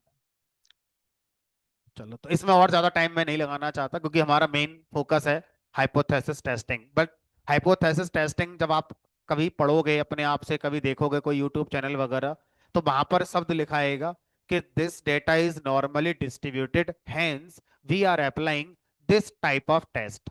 तो आपको पता होना चाहिए कि इसने यही टेस्ट क्यों लगाया, क्योंकि डेटा का डिस्ट्रीब्यूशन नॉर्मल था, इसलिए ये वाला टेस्ट लगाया। अगर डेटा का डिस्ट्रीब्यूशन नॉर्मल नहीं होता तो दूसरा टेस्ट लगाते कंक्लूजन निकालने के लिए। उसके लिए मुझे बस एक बेसिक अंडरस्टैंडिंग आपको देनी पड़ रही है कि क्या नॉर्मल डिस्ट्रीब्यूशन का टेस्ट होता है। ठीक है, अब अगला आता है हमारा लेफ्ट स्क्यूड और राइट स्क्यूड वाला। तो राइट स्क्यूड के लिए हमारे पास फंक्शन होता है लॉग नॉर्मल, जो राइट स्क्यूड डेटा को जनरेट करके आपको देता है। ठीक है,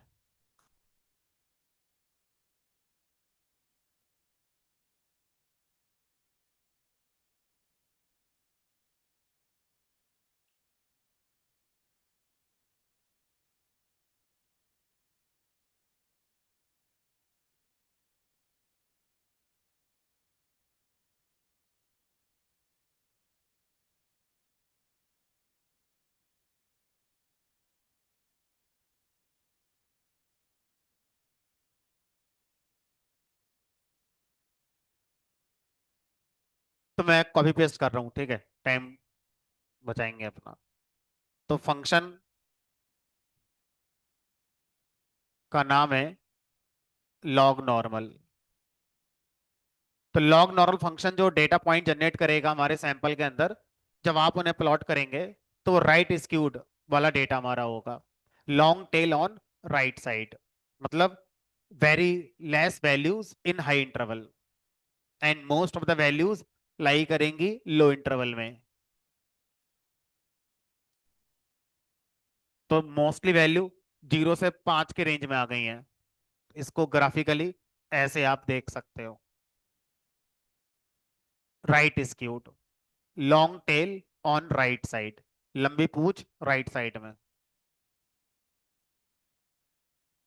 तो राइट स्क्यूड डेटा का मतलब है मोस्ट ऑफ द वैल्यूज, यानी कि 300 लगभग ये मान लो, और लगभग 260-70 ये मान लो, 560 और 150 ये मान लो, 600, 700, 800 वैल्यूज।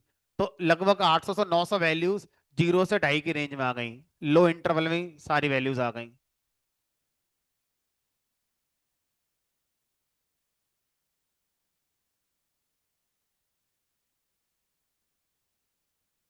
तो राइट स्क्यूड भारत देश में कमाने वाले लोगों का डिस्ट्रीब्यूशन। भारत देश में लोग कमा रहे हैं। अब इस एरिया में अडानी अंबानी टाटा बिरला ये बहुत कम होंगे ना, ये तो इस एरिया में आम आदमी होंगे सारे के सारे, थोड़ा मीडियम वाले होंगे। तो किसी भी देश में ज्यादातर लोग लो इंटरवल में ज्यादातर लोग लो इंटरवल में इनकम रखते होंगे, और हाई इंटरवल में कमाने वाले लोग बहुत कम होते हैं। तो राइट स्क्यूड मतलब रियल लाइफ में अगर हम देखें तो किसी भी कंट्री के अंदर या इवन पूरे वर्ल्ड में अगर हम देखें तो पूरे वर्ल्ड में जो इनकम डिस्ट्रीब्यूशन होगा 800 करोड़ लोगों का, वो राइट स्क्यूड ही आएगा। कॉलेज पे अगर मैं एग्जांपल दूं तो कॉलेज में एग्जांपल ये होगा कि पेपर बहुत मुश्किल आया था, ज्यादातर लोगों के नंबर बहुत कम आए हैं। ज्यादा नंबर लोगों के जो आए हैं ऐसी संख्या बहुत कम है, यानी कि पेपर आपका बहुत हार्ड आया होगा, अगर हम कॉलेज लेवल पर एग्जांपल लें राइट स्क्यूड का तो। ठीक है। इसी का उल्टा होता है लेफ्ट स्क्यूड।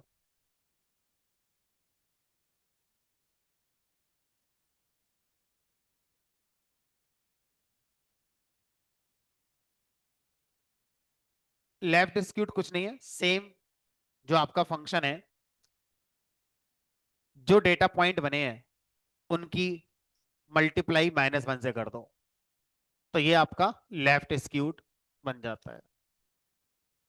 लंबी tell on left side.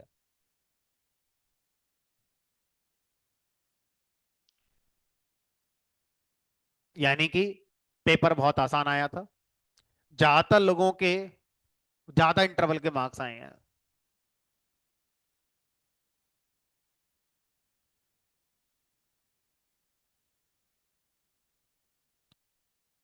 Generally life span, average life भी लेफ्ट स्क्यूड हो सकती है। मोस्टली लोग जो डेथ करते हैं वो 70-80 की रेंज में डेथ करते होंगे वर्ल्ड वाइड। बहुत कम लोग होंगे जो हमारा अर्ली एज में डेथ कर जाते होंगे। तो अगर हम एक लाइफ का स्क्यूड देखें तो वो लेफ्ट स्क्यूड डिस्ट्रीब्यूशन होता होगा जनरली।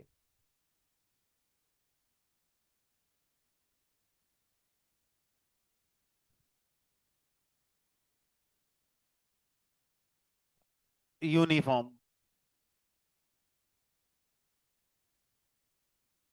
यूनिफॉर्म मतलब एक रूप समान, मतलब हर कैटेगरी में हर इंटरवल पे बराबर बराबर पॉइंट है। जितने पॉइंट, तो जैसे एक ऑर्गेनाइजेशन में 100 एम्प्लॉय काम करते हैं, तो जिनकी सैलरी 10,000 से 20,000 की रेंज में है, उतने ही एम्प्लॉय 20 से 30 वाले गए हैं। उतने ही नंबर ऑफ एम्प्लॉयज उतने हैं जो 30 से 40,000 सैलरी लेते हैं। लगभग हर इंटरवल में बराबर बराबर एम्प्लॉयज हैं। That means uniform. जैसे कॉलेज में यूनिफॉर्म होती है, कोई भेदभाव नहीं, सब जगह एक है। ठीक है, यूनिफॉर्म।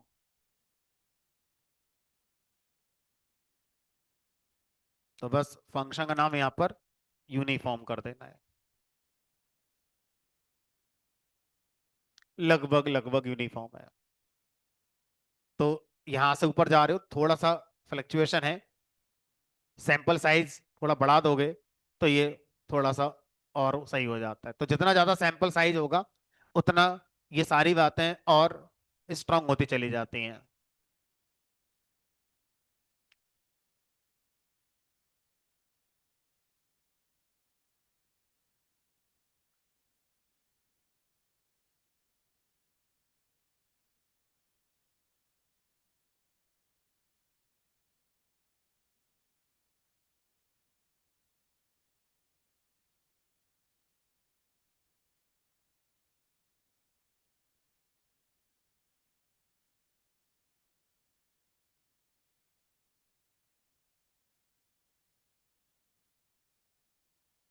चलो, तो डिस्ट्रीब्यूशन में इतना काफी है समझने के लिए। आगे देखो अब, हाइपोथेसिस टेस्टिंग। तो सर ये हाइपोथेसिस क्या होती है? हमने कहा चलो इसकी बात करेंगे अभी। तो एक एग्जाम्पल लेते हुए आगे बढ़ते हैं।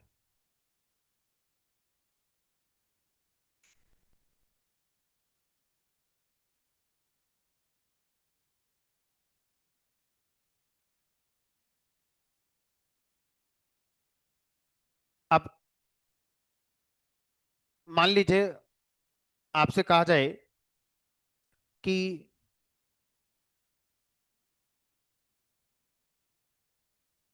हमारे पास एक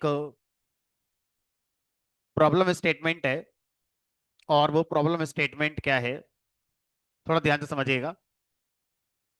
कोई एक मेडिसिन बनाने वाली कंपनी है। उस मेडिसिन बनाने वाली कंपनी ने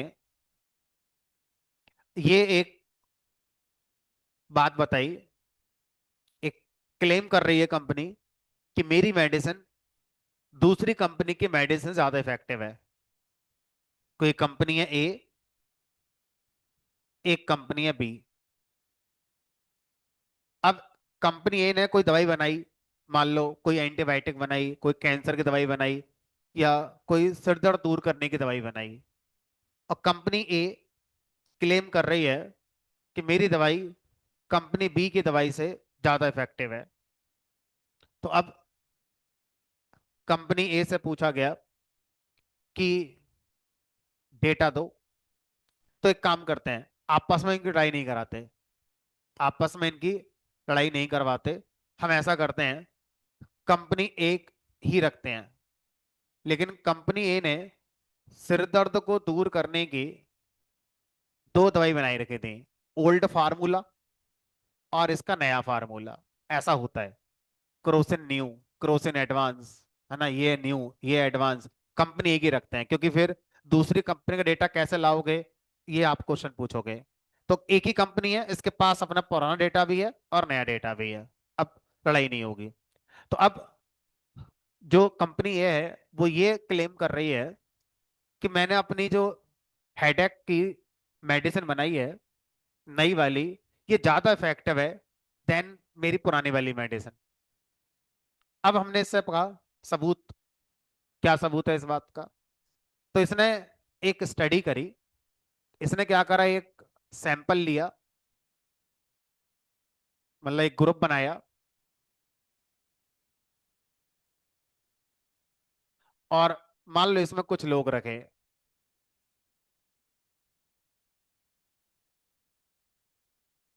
और एक दूसरा ग्रुप बनाया,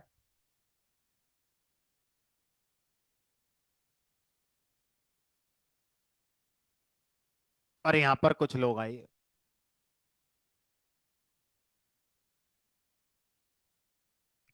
अब जरा मुझे बता सकते हो, आज की क्लास का एक्सपीरियंस यूज करके ये जो ग्रुप बनाए गए होंगे, ये कौन सी अप्रोच का यूज करके बनाए जाएं तो सही रहेगा? रैंडम सैम्पलिंग से बनाए जाएं, या सिस्टमैटिक सीक्वेंशियल से बनाए जाएं, या स्ट्रेटिफाइड से बनाए जाएं? मुझे लगता है स्ट्रेटिफाइड से बनाएं तो ज्यादा सही है। क्यों स्ट्रेटिफाइड से बनाएं? मान लो मेडिसिन अडल्ट की बन रही है, तो अडल्ट का मतलब 18 से लेकर 60 कुछ भी हो गया, 18 प्लस अब अडल्ट ही है। लेकिन हम जानते हैं, थोड़ा सा अगर इस बात को फोकस करें, कि कोई भी मेडिसिन एक 18 साल के पर्सन को खिलाई जाए, और कोई मेडिसिन एक 60 साल के पर्सन को खिलाई जाए, तो उस मेडिसिन की एफिकेसी अलग अलग हो सकती है। जैसे जैसे एज आपकी बढ़ती है, आपका रिकवरी टाइम ज्यादा लगता है, और एक एज पर आकर डॉक्टर भी कह देते हैं अब दवाई काम ही नहीं करेंगे, अब भजन करो और कुछ नहीं है। ठीक है।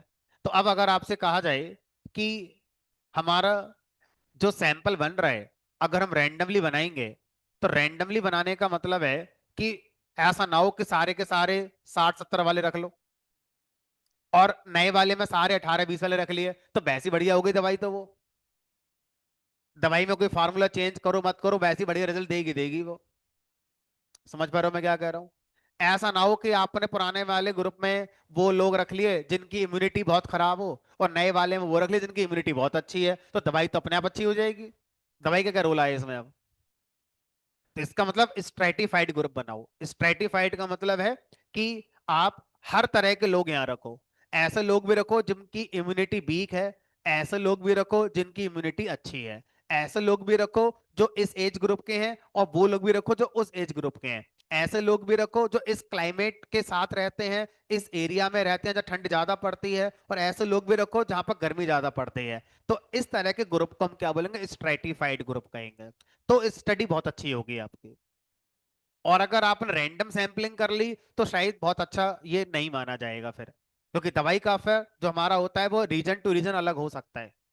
आप किस रीजन में रहते हो सकता है वहां का जो एनवायरमेंटल फैक्टर है, AQI इंडेक्स वहां पर क्या है, उससे फर्क पड़ेगा, बिल्कुल पड़ेगा। ठीक है, तो अब हम मान लेते हैं कि हमने बढ़िया सैंपलिंग करी है, हम ऐसा मान लेते हैं। ठीक है, अब पहले वाले ग्रुप को पुराने वाले दवाई खिलाई, सबका हेडेक था। हमने, जब लोगों को हेडेक हुआ तब हमने दवाई खिलाई। तो एक ही दिन में सारे लोग को सिर दर्द होगा जरूरी नहीं है। जिसको कल हुआ उसको कल खिला दी दवाई, जिसको 10 दिन बाद हुआ उसको 10 दिन बाद खिला दी। मतलब ये स्टडी बड़ा बड़ी लंबी चली होगी, क्योंकि एक ही दिन में इकट्ठा सबको सिर दर्द हो जाएगा एक साथ, जरूरी थोड़ी है। तो ये तो एक लंबे टाइम पे चलने वाली स्टडी रही होगी। मान लेते हैं, हमने ऐसा मान लिया कि अब क्या करो, अब इसका मीन रिकवरी टाइम निकालो, यानी कि एवरेज रिकवरी टाइम निकालो। मान लो एवरेज रिकवरी टाइम इसका जो आया वो हमारा 40 मिनट आया, कि ये दवाई सिर दर्द वाली हमने इस ग्रुप के लोगों को खिलाई।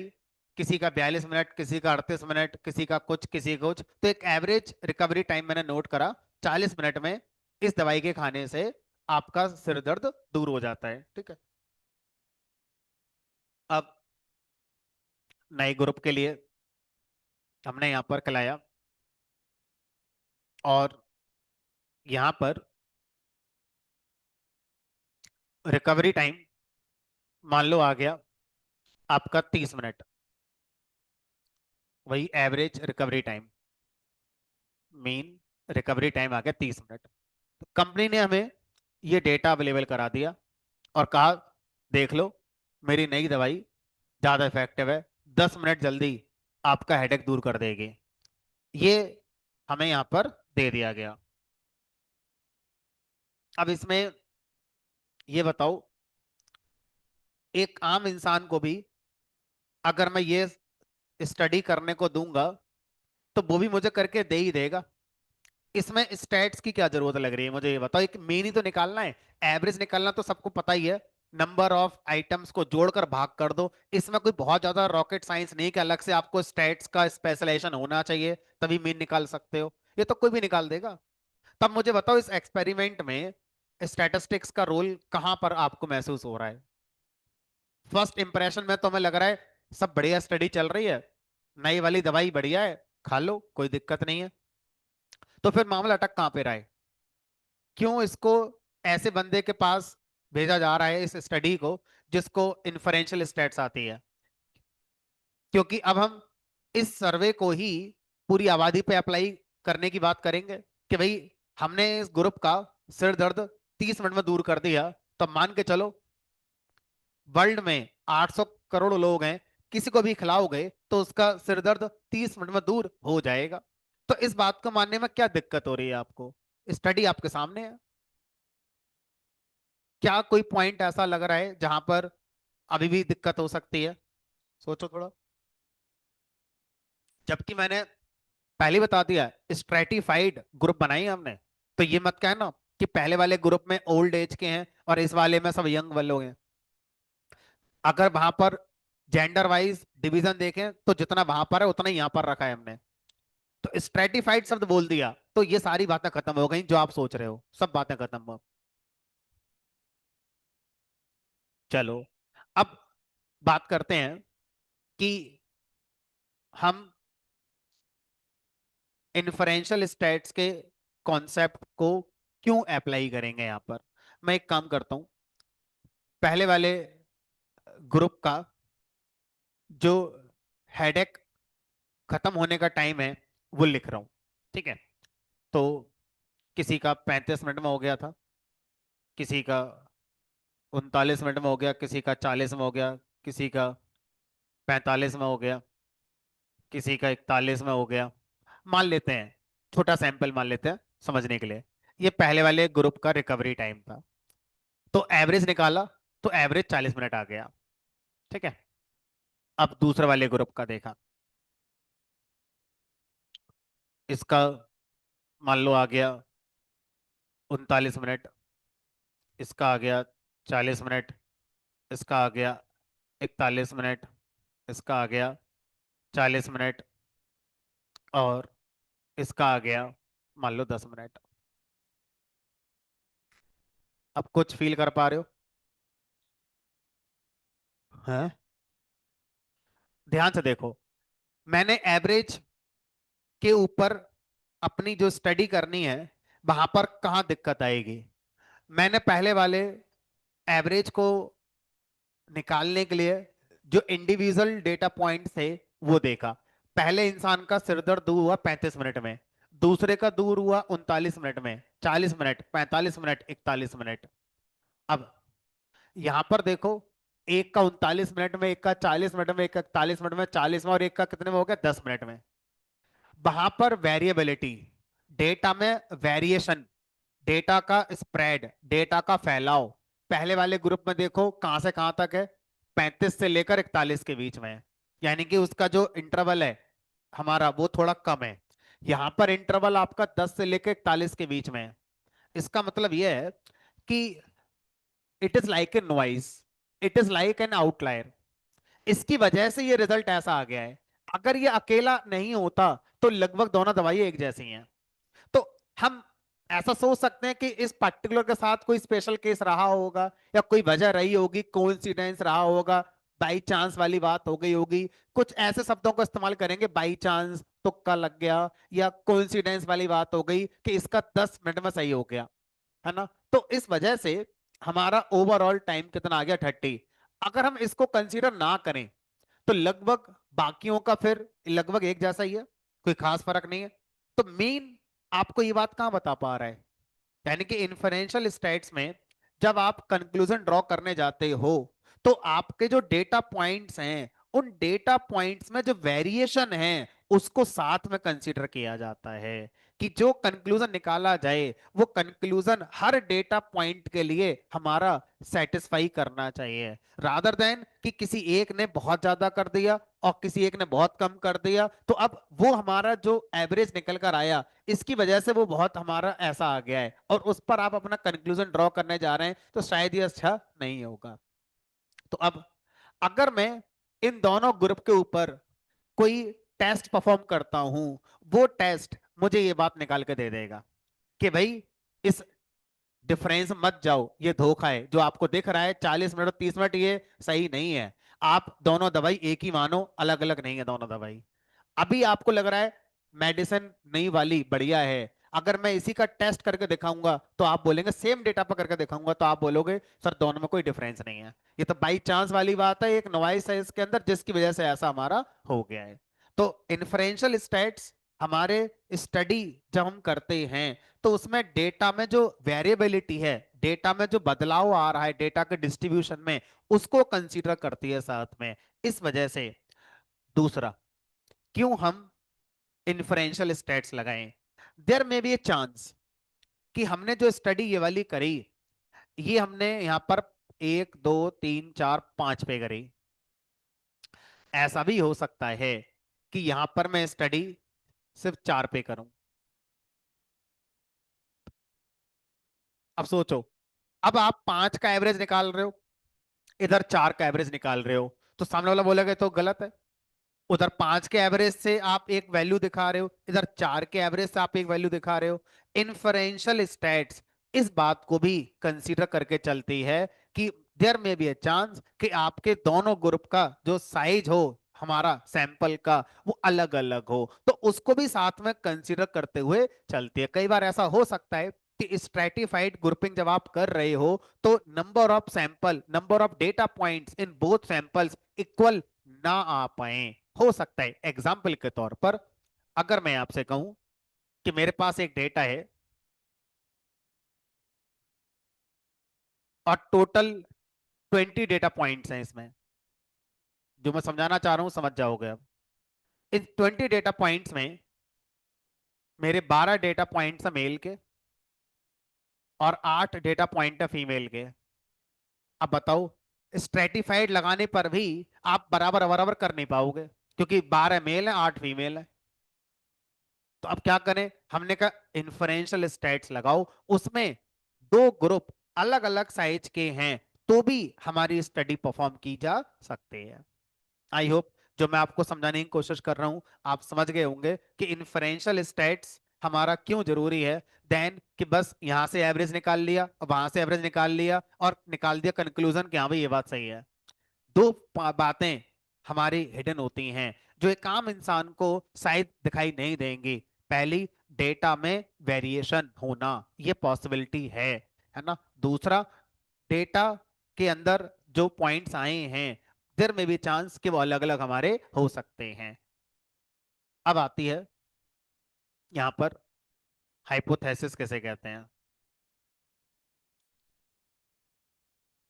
हाइपोथेसिस का मतलब होता है कोई भी अजम्पशन या कोई भी एक स्टेटमेंट या कोई भी एक क्लेम, तीनों शब्द में से कोई सा शब्द इस्तेमाल कर लो। हाइपोथेसिस इज एन अजम्पशन और ए स्टेटमेंट और ए क्लेम जो कंपनी कह रही है।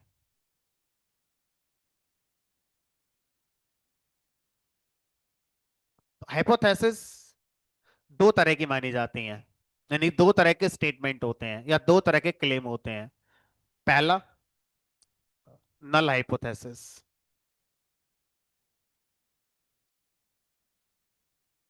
नल हाइपोथेसिस को हम जनरली एच नॉट सिंबल से रिप्रेजेंट करते हैं, एच ओ। तो ओ को हम नॉट भी प्रोनाउंस कर लेते हैं, एच ओ, या नल हाइपोथेसिस। इसमें क्या माना जाता है, इसमें यह माना जाता है कि देयर इज नो डिफरेंस, है ना। नल हाइपोथेसिस का मतलब है there is no difference.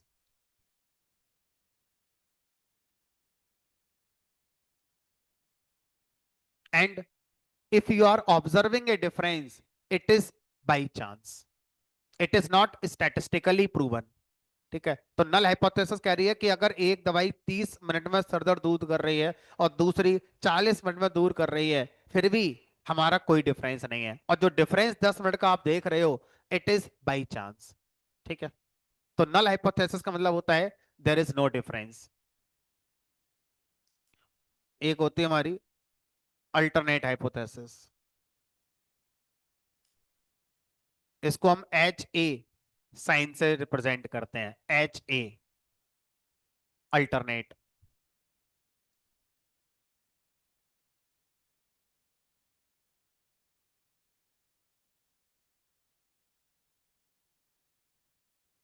There is ए,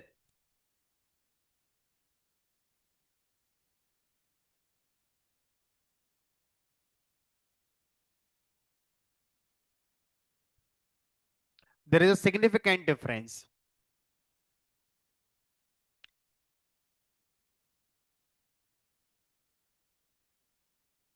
तो जनरली हम जो डिफरेंस नहीं है या डिफरेंस है, ये हम मीन को मानकर चलते हैं। देयर इज नो डिफरेंस इन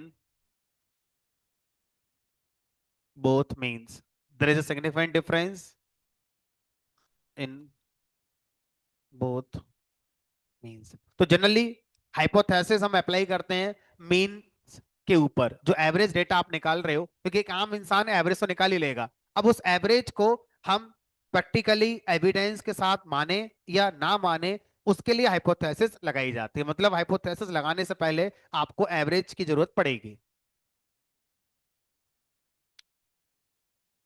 तो कुछ लोग एवरेज की जगह इसको किसी और पैरामीटर पर लगा सकते हैं, बट ज्यादा बार हम एवरेज यानी मीन के ऊपर हाइपोथेसिस अपनी अप्लाई करते हैं एक्चुअल डेटा पे। उसमें निकालना कुछ नहीं है, अगर निकाल दिया फिर उसकी जरूरत क्या बची।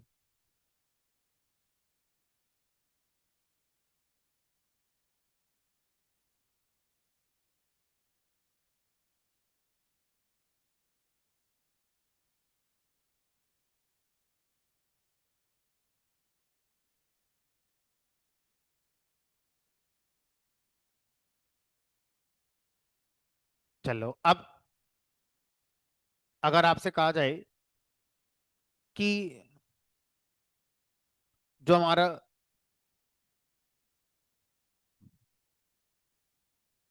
एक टर्म आता है इसके अंदर जिसको बोलते हैं पी वैल्यू,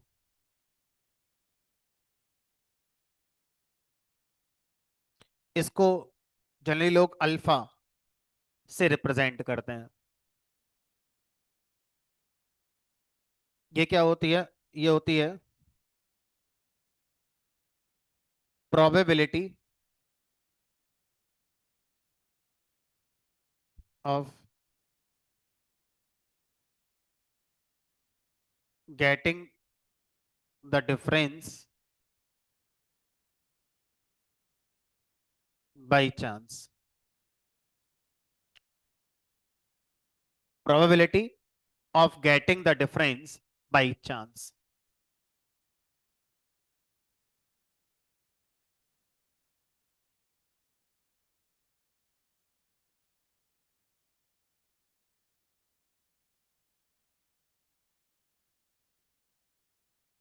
तो जनरली इसकी वैल्यू लोग 5%, 2%, 3%, 8%, 10%, 15%, 20%, 25% अपने अपने हिसाब से डिफाइन करके चलते हैं, अलग अलग डेटा के हिसाब से। अब क्या है, एक एग्जांपल समझ में आएगा ये।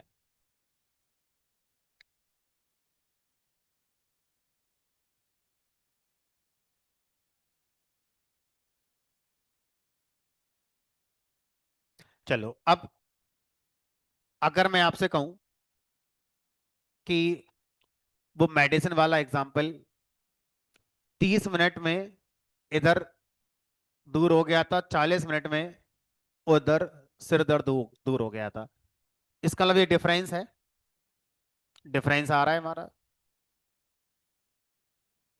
अब मैंने ये पता करा ये डिफरेंस बाई चांस आया है, इस बात की प्रोबेबिलिटी क्या है? अगर by chance difference, by chance probability of this difference by chance. अब आप अपना दिमाग लगा के बताओ कि ये प्रोबेबिलिटी ज्यादा होने पर क्या आप सोचोगे, कम होने पर आप क्या सोचोगे? अपना अपना दिमाग लगा के बताओ प्रोबेबिलिटी की वैल्यू क्या आनी चाहिए कि आप ये निकालो। पहले एक पकड़ते हैं, कोई एक चीज पकड़ते हैं। मान लेते हैं probability of getting this difference by chance low आ रही है।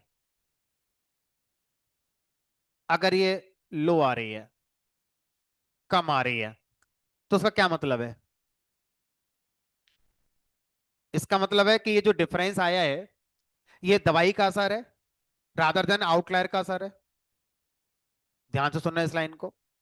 अगर ये प्रोबेबिलिटी कम आई है, किस बात की प्रोबेबिलिटी थी ये? कि ये जो डिफरेंस आ रहा है ये बाई चांस है। तो अगर बाई चांस होने की संयोग बस ये डिफरेंस आया है, इसकी संभावना कम है, इसका मतलब डेटा में ही कुछ ऐसा होगा जिसकी वजह से डिफरेंस आया है। समझ रहे हो मैं क्या कह रहा हूं? अगर यहां पर ये प्रोबेबिलिटी की वैल्यू हाई है,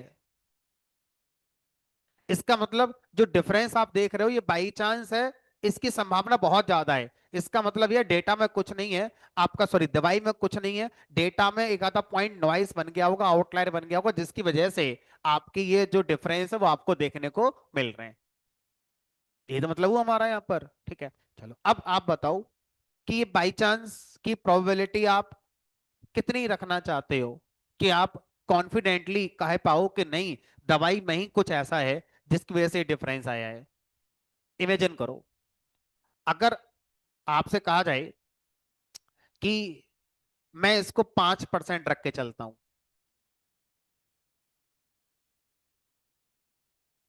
मान लो इसको 5% रख के चलता हूं, क्या मतलब है इसका? अगर बाई चांस होने की प्रोबेबिलिटी 5% से भी कम आती है, बाई चांस होने की प्रोबेबिलिटी 5% से भी कम आती है, तो इसका मतलब स्ट्रॉन्ग एविडेंस है कि डेटा में ही कुछ ऐसा था जिसकी वजह से हमारा ऐसा हुआ है, या हमारी मेडिसिन में कुछ ऐसा है जिसकी वजह से ऐसा हुआ है। बताओ, आप बताओ, अगर बाई चांस होने की प्रोबेबिलिटी 5% है सिर्फ, डिफरेंस जो बाई चांस आया है इसकी प्रोबेबिलिटी 5% मैंने मानी है, इसका मतलब जो डिफरेंस आप देख रहे हैं ये बाई चांस नहीं है, ये हमारा एक्चुअल डिफरेंस है। इसका मतलब कि आपकी दवाई में ही फर्क है। डेटा तो ठीक है, डेटा में कोई समस्या नहीं है आपकी। ठीक है। अब अगर मैं आपसे कहूं कि इसको थोड़ा सा और एग्जाम्पल लेके बताओ, तो इसका मतलब ये हो गया कि पहले वाले ग्रुप, ध्यान से समझना, पहले वाले ग्रुप में 100 लोग हैं, 1 2 3 4 5 6 7 8 9 10 11 12, ऐसे करके 1 से लेकर 100 लोग हैं। दूसरे वाले ग्रुप में 1 से लेकर 100 लोग हैं, ऐसे मान के चलते हैं। अब लगभग 95 लोग, जो 95 लोग हैं यहां पर, और जो 95 लोग यहां पर हैं, इन दोनों में कोई डिफरेंस नहीं है। मान लेते हैं 95 लोगों का सिर दर्द यहां पर हमारा 30 मिनट में दूर हो गया, तो यहां पर भी 95 लोग ऐसे थे जिनका सिर दर्द कितने में दूर हुआ है, हमारा 30 मिनट में दूर हुआ है। अब कोई 5 लोग ऐसे हैं, 1 2 3 4 5, कोई 5 लोग ऐसे हैं जो यहां पर टाइम ज्यादा ले रहे थे। मान लो यहां ले रहे थे 35 36 38 32, और यहां पर जो 5 लोग हैं वो कम टाइम ले रहे हैं आपका। मान लीजिए कोई 25 ले रहा है, कोई 26 ले रहा है, कोई 28 ले रहा है, कोई 29 ले रहा है, कोई 22 ले रहा है। मान लो ऐसा करके ले लेते हैं। ठीक है। तो अब अगर मैं आपसे कहूं कि भाई मान लो यहां पर ये 99 हो जाते और डिफरेंस वाले एक ही होते, तो क्या आप ये कहते कि दवाई अच्छी है? नहीं। समझ मारो क्या कह रहा हूं मैं? अगर सोचो यहां पर ये 95 आपने माना है, मान लो ये 90 कर देते हैं, 90 लोग दोनों जगह सेम रिजल्ट दे रहे हैं, लेकिन 10 लोगों का रिजल्ट कैसा है, हमारा अलग अलग आया है। इसका मतलब क्या है कि दवाई में कुछ बढ़िया चल रहा होगा, ज्यादातर लोगों में डिफरेंस आ रहा है, ये तो मतलब होता।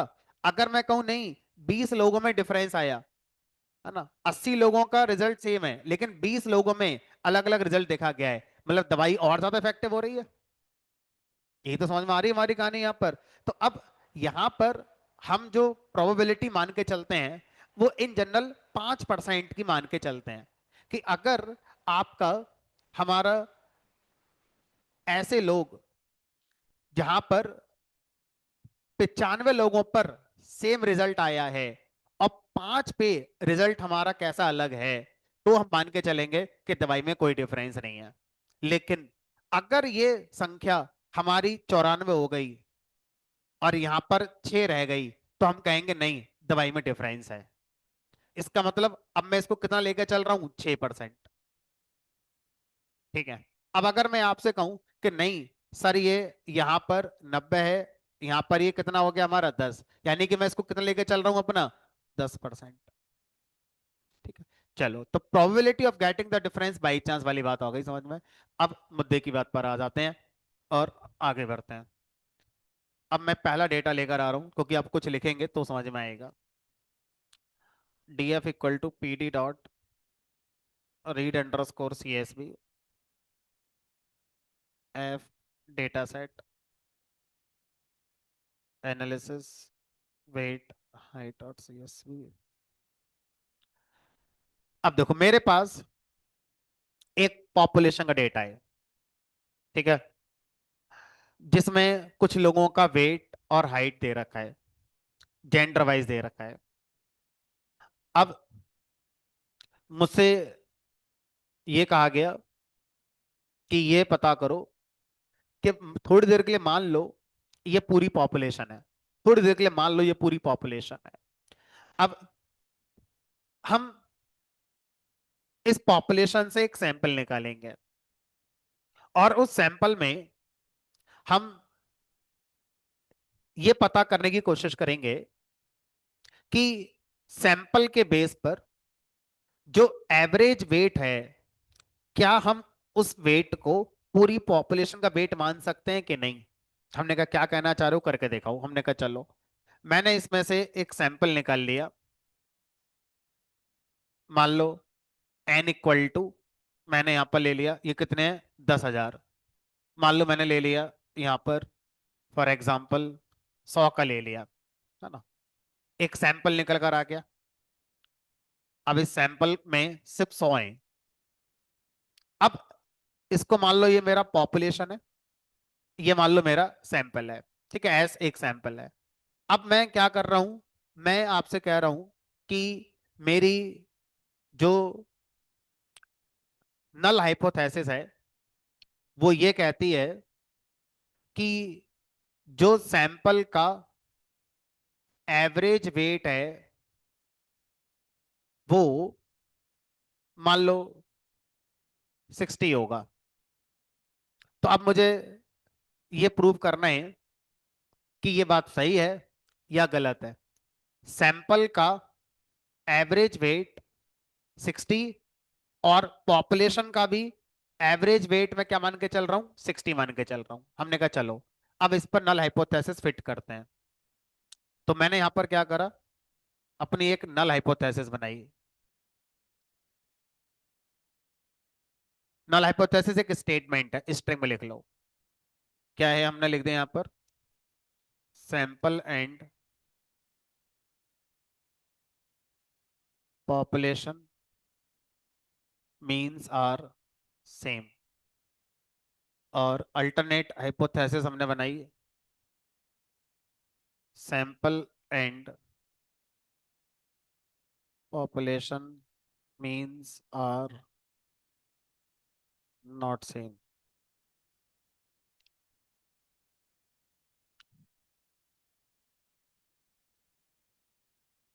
अब यहां पर हम जो टेस्ट लगाने जा रहे हैं वो लगाने जाएंगे टी टेस्ट। तो पहला टेस्ट हम पढ़ने जा रहे हैं टी टेस्ट। टी टेस्ट दो सैंपल के मीन की स्टडी करके बताता है कि दोनों मीन सिग्निफिकेंटली सेम है या डिफरेंट है। अब टी टेस्ट तीन तरह का होता है। एक होता है वन सैंपल, एक होता है टू सैंपल इंडिपेंडेंट,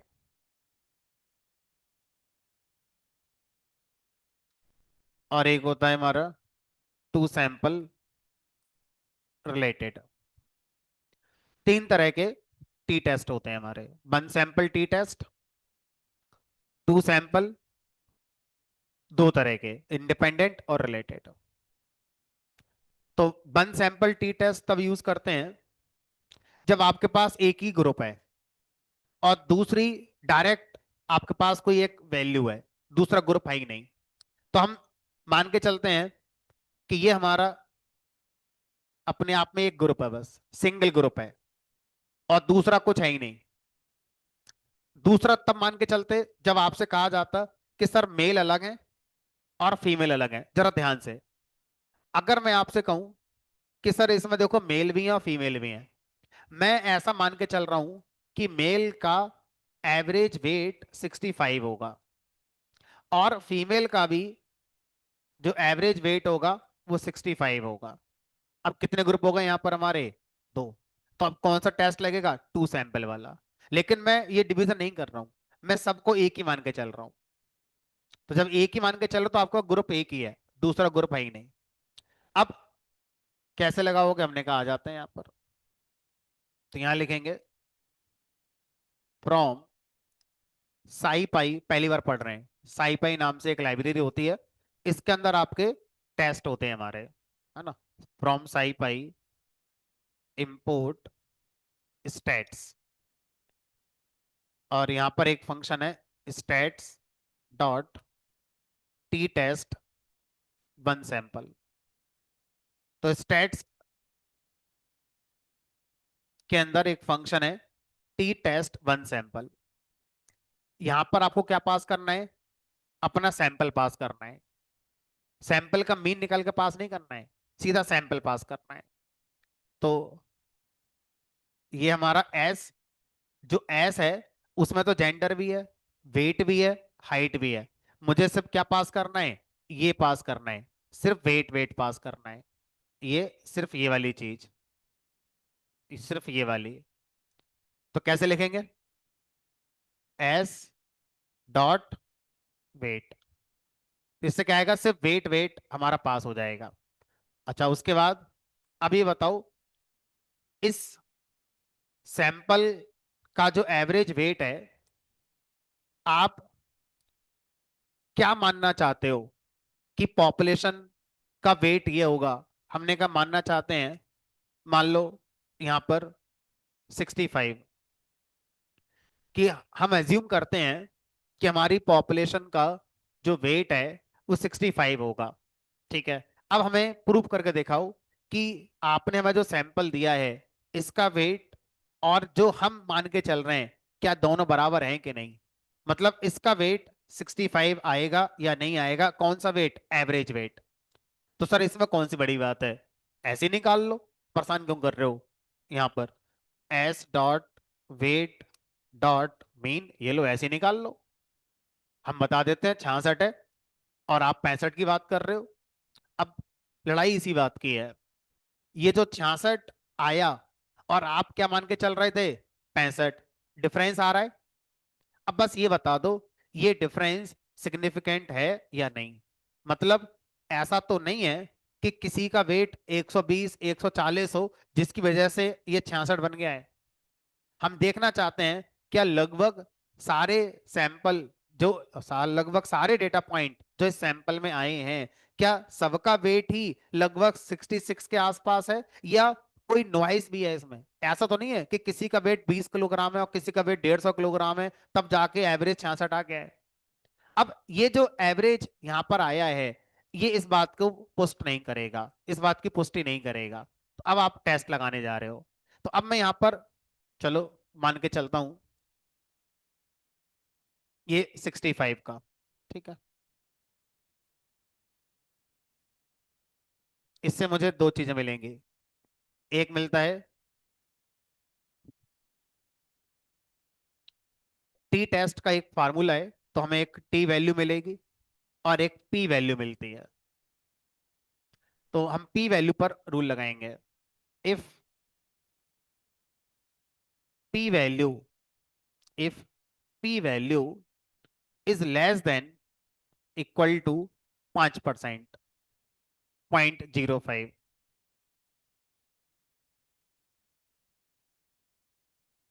तो हम क्या करेंगे, नल हाइपोथेसिस को अपना रिजेक्ट करेंगे। तो अगर पी वैल्यू हमारी 0.05 से कम है तो नल हाइपोथेसिस को रिजेक्ट करेंगे और अल्टरनेट को यहां पर अपना मान के चलेंगे। तो यहां पर लिख देते हैं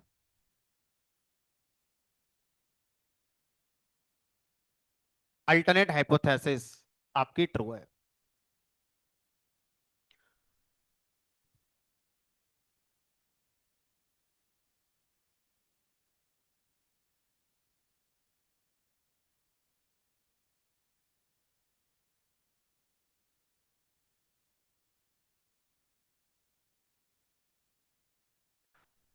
एल्स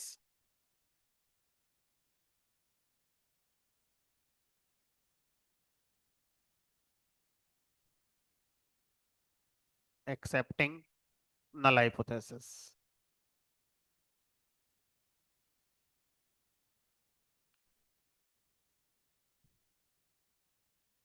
अब एक बार मैं पी वैल्यू को प्रिंट भी करा कर दिखाऊंगा। पी वैल्यू मतलब probability of this difference by chance.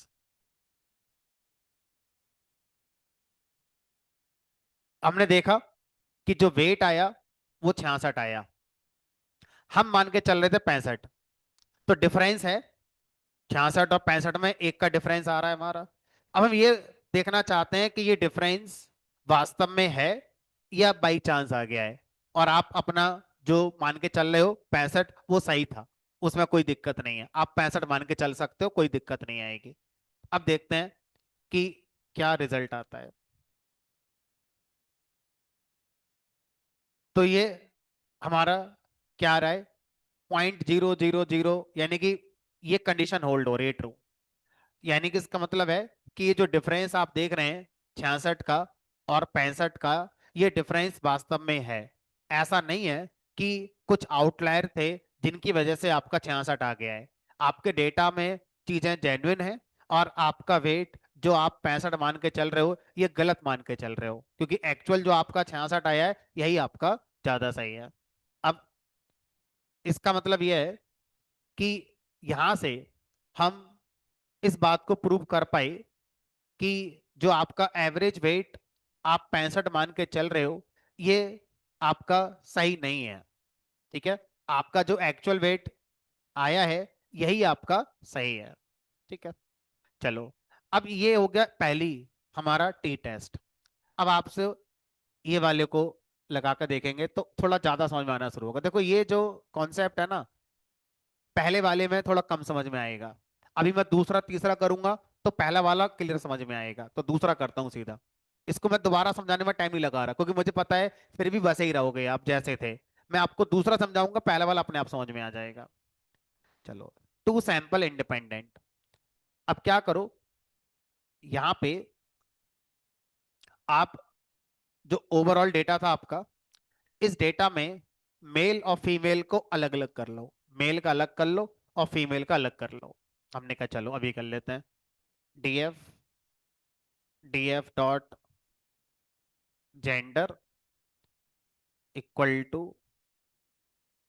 Mail. मैं लगे हाथ कर लेता हूं। Weight dot mean. ये पहला सैंपल, नहीं, ये पहला सैंपल हो गया।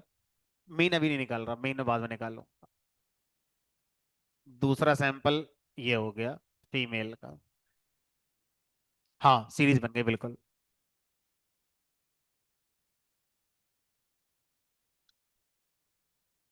अब जरा मैं आपको दिखाता हूँ। S1 का जो मीन है वो 69 है, और S2 का जो मीन है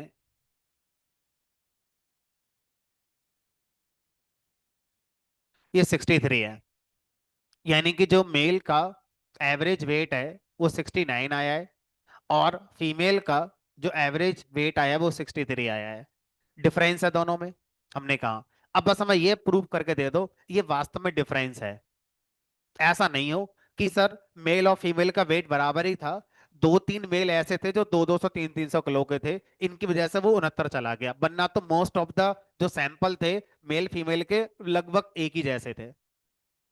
ये बात अब मुझे कंफर्म करनी है कि ये हमारा डेटा में नॉइज की वजह से आया है या डेटा सही था। लगभग ये डिफरेंस हर जगह या ज्यादातर जगह पर देखा गया है। तो अब मुझे क्या करना है, दो सैंपल हैं और दोनों के दोनों सैंपल कैसे हैं, इंडिपेंडेंट है। इंडिपेंडेंट मतलब एक मेल का है और एक आपका फीमेल का है। अब मैं यहाँ पर टेस्ट लगाऊंगा, फिर से वही हाइपोथेसिस मान के चलेंगे अपनी।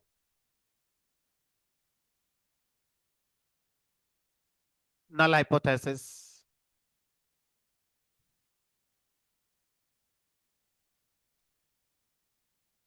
इस बार क्या बनेगी, means of both groups are same, means are not same. तो अब जो टेस्ट लगेगा वो बदल गया, टी टेस्ट इंडिपेंडेंट लगेगा। टी टेस्ट वन सैंपल की जगह, जो पहले लग रहा था वन सैंपल, अब उसकी जगह लगेगा इंडिपेंडेंट वाला, टी टेस्ट इंडिपेंडेंट। अब यहां पर क्या करो, यहां पर आप दोनों ग्रुप पास कर दो, मीन विन पास मत करो। तो यहां पर S1 डॉट, सॉरी S1 और ये S2, आप दोनों सैंपल पास कर दो। हमारा टेस्ट अपने आप सैंपल में एक एक पॉइंट पे जाकर देखेगा कितना वेरिएशन आ रहा है, क्या आ रहा है, सब कुछ कर करा के आपको बताएगा क्या है।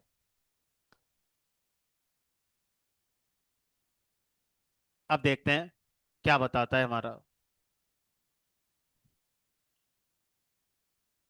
अगर पी वैल्यू 5% से कम आई, इसका मतलब है कि ये जो डिफरेंस है ये जेन्युइन है, डेटा में ऐसा है। ठीक है।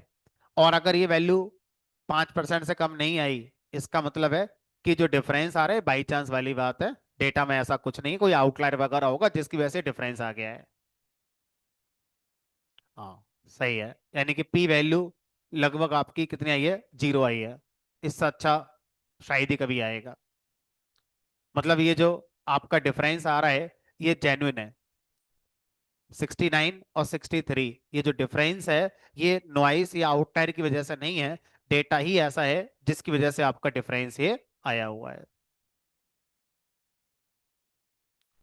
अब तीसरा वाला समझाऊंगा तो ये दोनों और ज्यादा अच्छा समझ में आएंगे अब। ठीक है। तीसरा वाला समझाने के लिए मैं बहुत बेसिक मैनुअली डेटा बना लेता हूं। Two sample related, two sample तो हैं, दो ग्रुप तो हैं, लेकिन ये आपस में रिलेटेड है। आपस में रिलेटेड है मतलब before and after, before after. क्या कहानी है वो समझते हैं। कहानी यह है कि मान लो हमारे पास एक सैंपल है जिसमें कुछ लोगों का आईक्यू लेवल रखा हुआ है। पहले बंदे का आईक्यू लेवल है मान लो 70, एग्जाम्पल मान लेते हैं 100 में से। ठीक है। दूसरे का है 65, तीसरे का है 45, अगले का है 50, उससे अगले का है 60, उससे अगले का है 80, उससे अगले का है मान लो यहाँ पर 85। ये हो गया बिफोर। अब एक कंपनी आई, वो कह रही हमारे दवाई खाओ, हमारे दवाई खाओगे तो आईक्यू लेवल बढ़ जाएगा। तो हमने कहा ठीक है, एक काम करते हैं, जिन लोगों को हम दवाई खिलाएंगे, मेडिसिन खिलाएंगे, उनको पहले हम चेक कर लेते हैं उनका आईक्यू लेवल क्या है। उसके बाद दवाई खिलाने के बाद पहले वाले का आईक्यू लेवल 70, दूसरे वाले का 65, तीसरे वाले का मान लो ये हो गया 45, इसका हो गया 50, इसका हो गया 60, इसका हो गया 80 और इसका हो गया 90।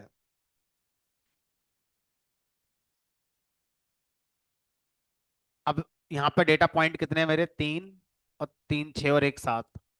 अब जरा एक काम करते हैं, एवरेज आईक्यू लेवल निकालते हैं। किसका, S1 का। तो S1 का एवरेज आईक्यू लेवल कैसे निकालोगे, sum of S1 divided by length of S1।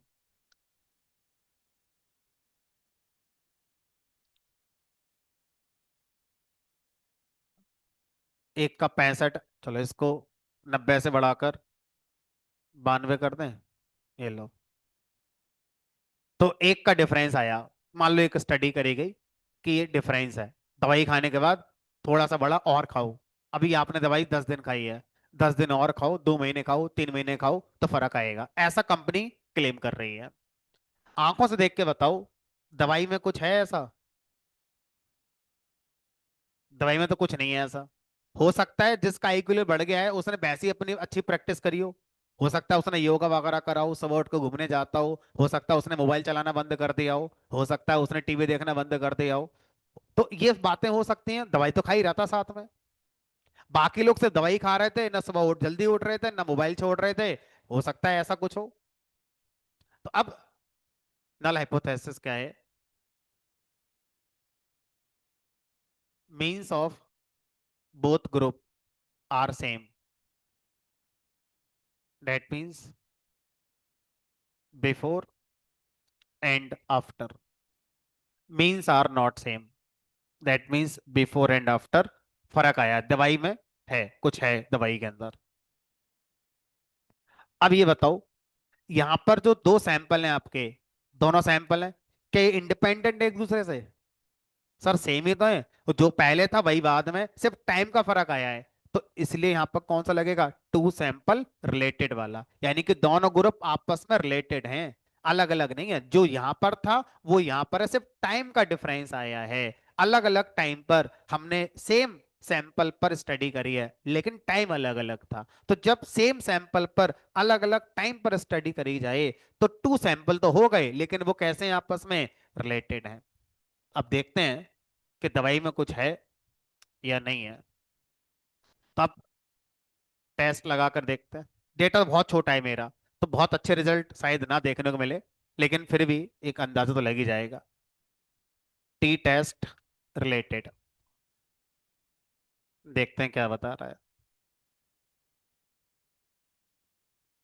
कह रहा है झूठ है ये। Means of both groups are same. कह रहा है ये जो एक का डिफरेंस दिख रहा है ये सिर्फ धोखा है, दवाई में कुछ नहीं है आपकी। ठीक है, हमारी हाइपोथेसिस टेस्टिंग कह रही है means of both groups are same before and after. तो जो एक का डिफरेंस आ रहा है ये बाई चांस उसने मान लिया है, क्योंकि देखो यहाँ पर डेटा लगभग हर जगह पर सेम ही था, सिर्फ एक जगह बदला है। तो ये एक जगह बदलने के पीछे कोई फैक्टर, एक्सटर्नल फैक्टर हो सकता है या कोई वजह हो सकती है। इसलिए हमारी जो हाइपोथेसिस कह रही है कि नहीं भाई, आपकी मेडिसिन अच्छी नहीं है, आप जो क्लेम कर रहे हो वो क्लेम झूठा है, वो क्लेम सही नहीं है, आपकी दवाई में कुछ नहीं है। समझ में आ रहा है हाइपोथेसिस टेस्टिंग क्यों करते हैं। तीसरा टेस्ट पढ़ने पर ज्यादा समझ में आया, अब दूसरा पहला घर जाकर दोबारा करोगे तो वो भी समझ में आ जाएगा। ठीक है, तो इसका मतलब हमारे पास दो चीजों का मीन गिवन है। अब उस मीन पर हम ये टेस्ट कर रहे हैं कि ये जो मीन का डिफरेंस आ रहा है, ये हमारा वास्तव में डेटा की वजह से आ रहा है या बाई चांस की वजह से आ रहा है। तो उसके लिए नल हाइपोथेसिस होती है कि ये हमारा सेम है और बाई चांस डिफरेंस आ रहा है। अल्टरनेट हाइपोथेसिस होती है नहीं, ये बाई चांस नहीं है, डेटा में ऐसी चीजें हैं जिसकी वजह से ऐसा आया है। तो उसके लिए हम पी वैल्यू का इस्तेमाल करते हैं। चलो, फिलहाल आज इतना ही। कल जो हमारे और टेस्ट बचे हुए हैं उनको एक बार मैं आपको करके दिखाऊंगा। ठीक है,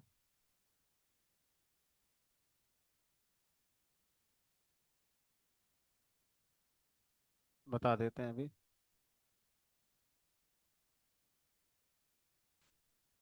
पी वैल्यू अगर आपकी 0.05 से कम आ रही है, तो इसका मतलब है कि जो डिफरेंस आपको देखने को मिले हैं, ठीक है, वो हमारा बाई चांस नहीं है, वो डेटा में कुछ ऐसा है जिसकी वजह से ये डिफरेंस आए हैं। तो पी वैल्यू का मतलब probability of this difference by chance. तो बाई चांस की संभावना कम हो गई, मतलब एविडेंस अच्छा है। बाई चांस नहीं तो एविडेंस अच्छा है। ठीक है, पी वैल्यू जितनी ज्यादा होगी उतना रिजल्ट का तुक्के में आने के चांस ज्यादा है, कि तुक्के की वजह से अलग अलग आ गया होगा। तो हायर पी वैल्यू का मतलब है डिफरेंस बाई चांस आया है। लोअर पी वैल्यू का मतलब है डिफरेंस बाई चांस नहीं आया है, डेटा में अच्छे डेटा था, आपका जो टेस्ट है वो सही चला है। ठीक है, तो पी वैल्यू लेस आना इसका मतलब है कि जो डिफरेंस आया है वो जेन्युइन आया है। पी वैल्यू हाई आना इसका मतलब है डिफरेंस जो आया है वो जेन्युइन नहीं आया है, वो बाई चांस वाली बात है, आ गया है आपका। ठीक है, अब यहां पर देखो पी वैल्यू कितनी आई है, 35% आई है।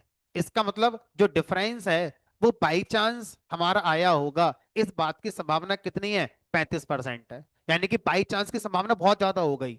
इसका मतलब बाई चांस आपका रिजल्ट डिफरेंट दिख रहा है, जबकि वो ऐसा है नहीं। चलो, कल मिलेंगे, कल बात करेंगे बाकी के टेस्ट।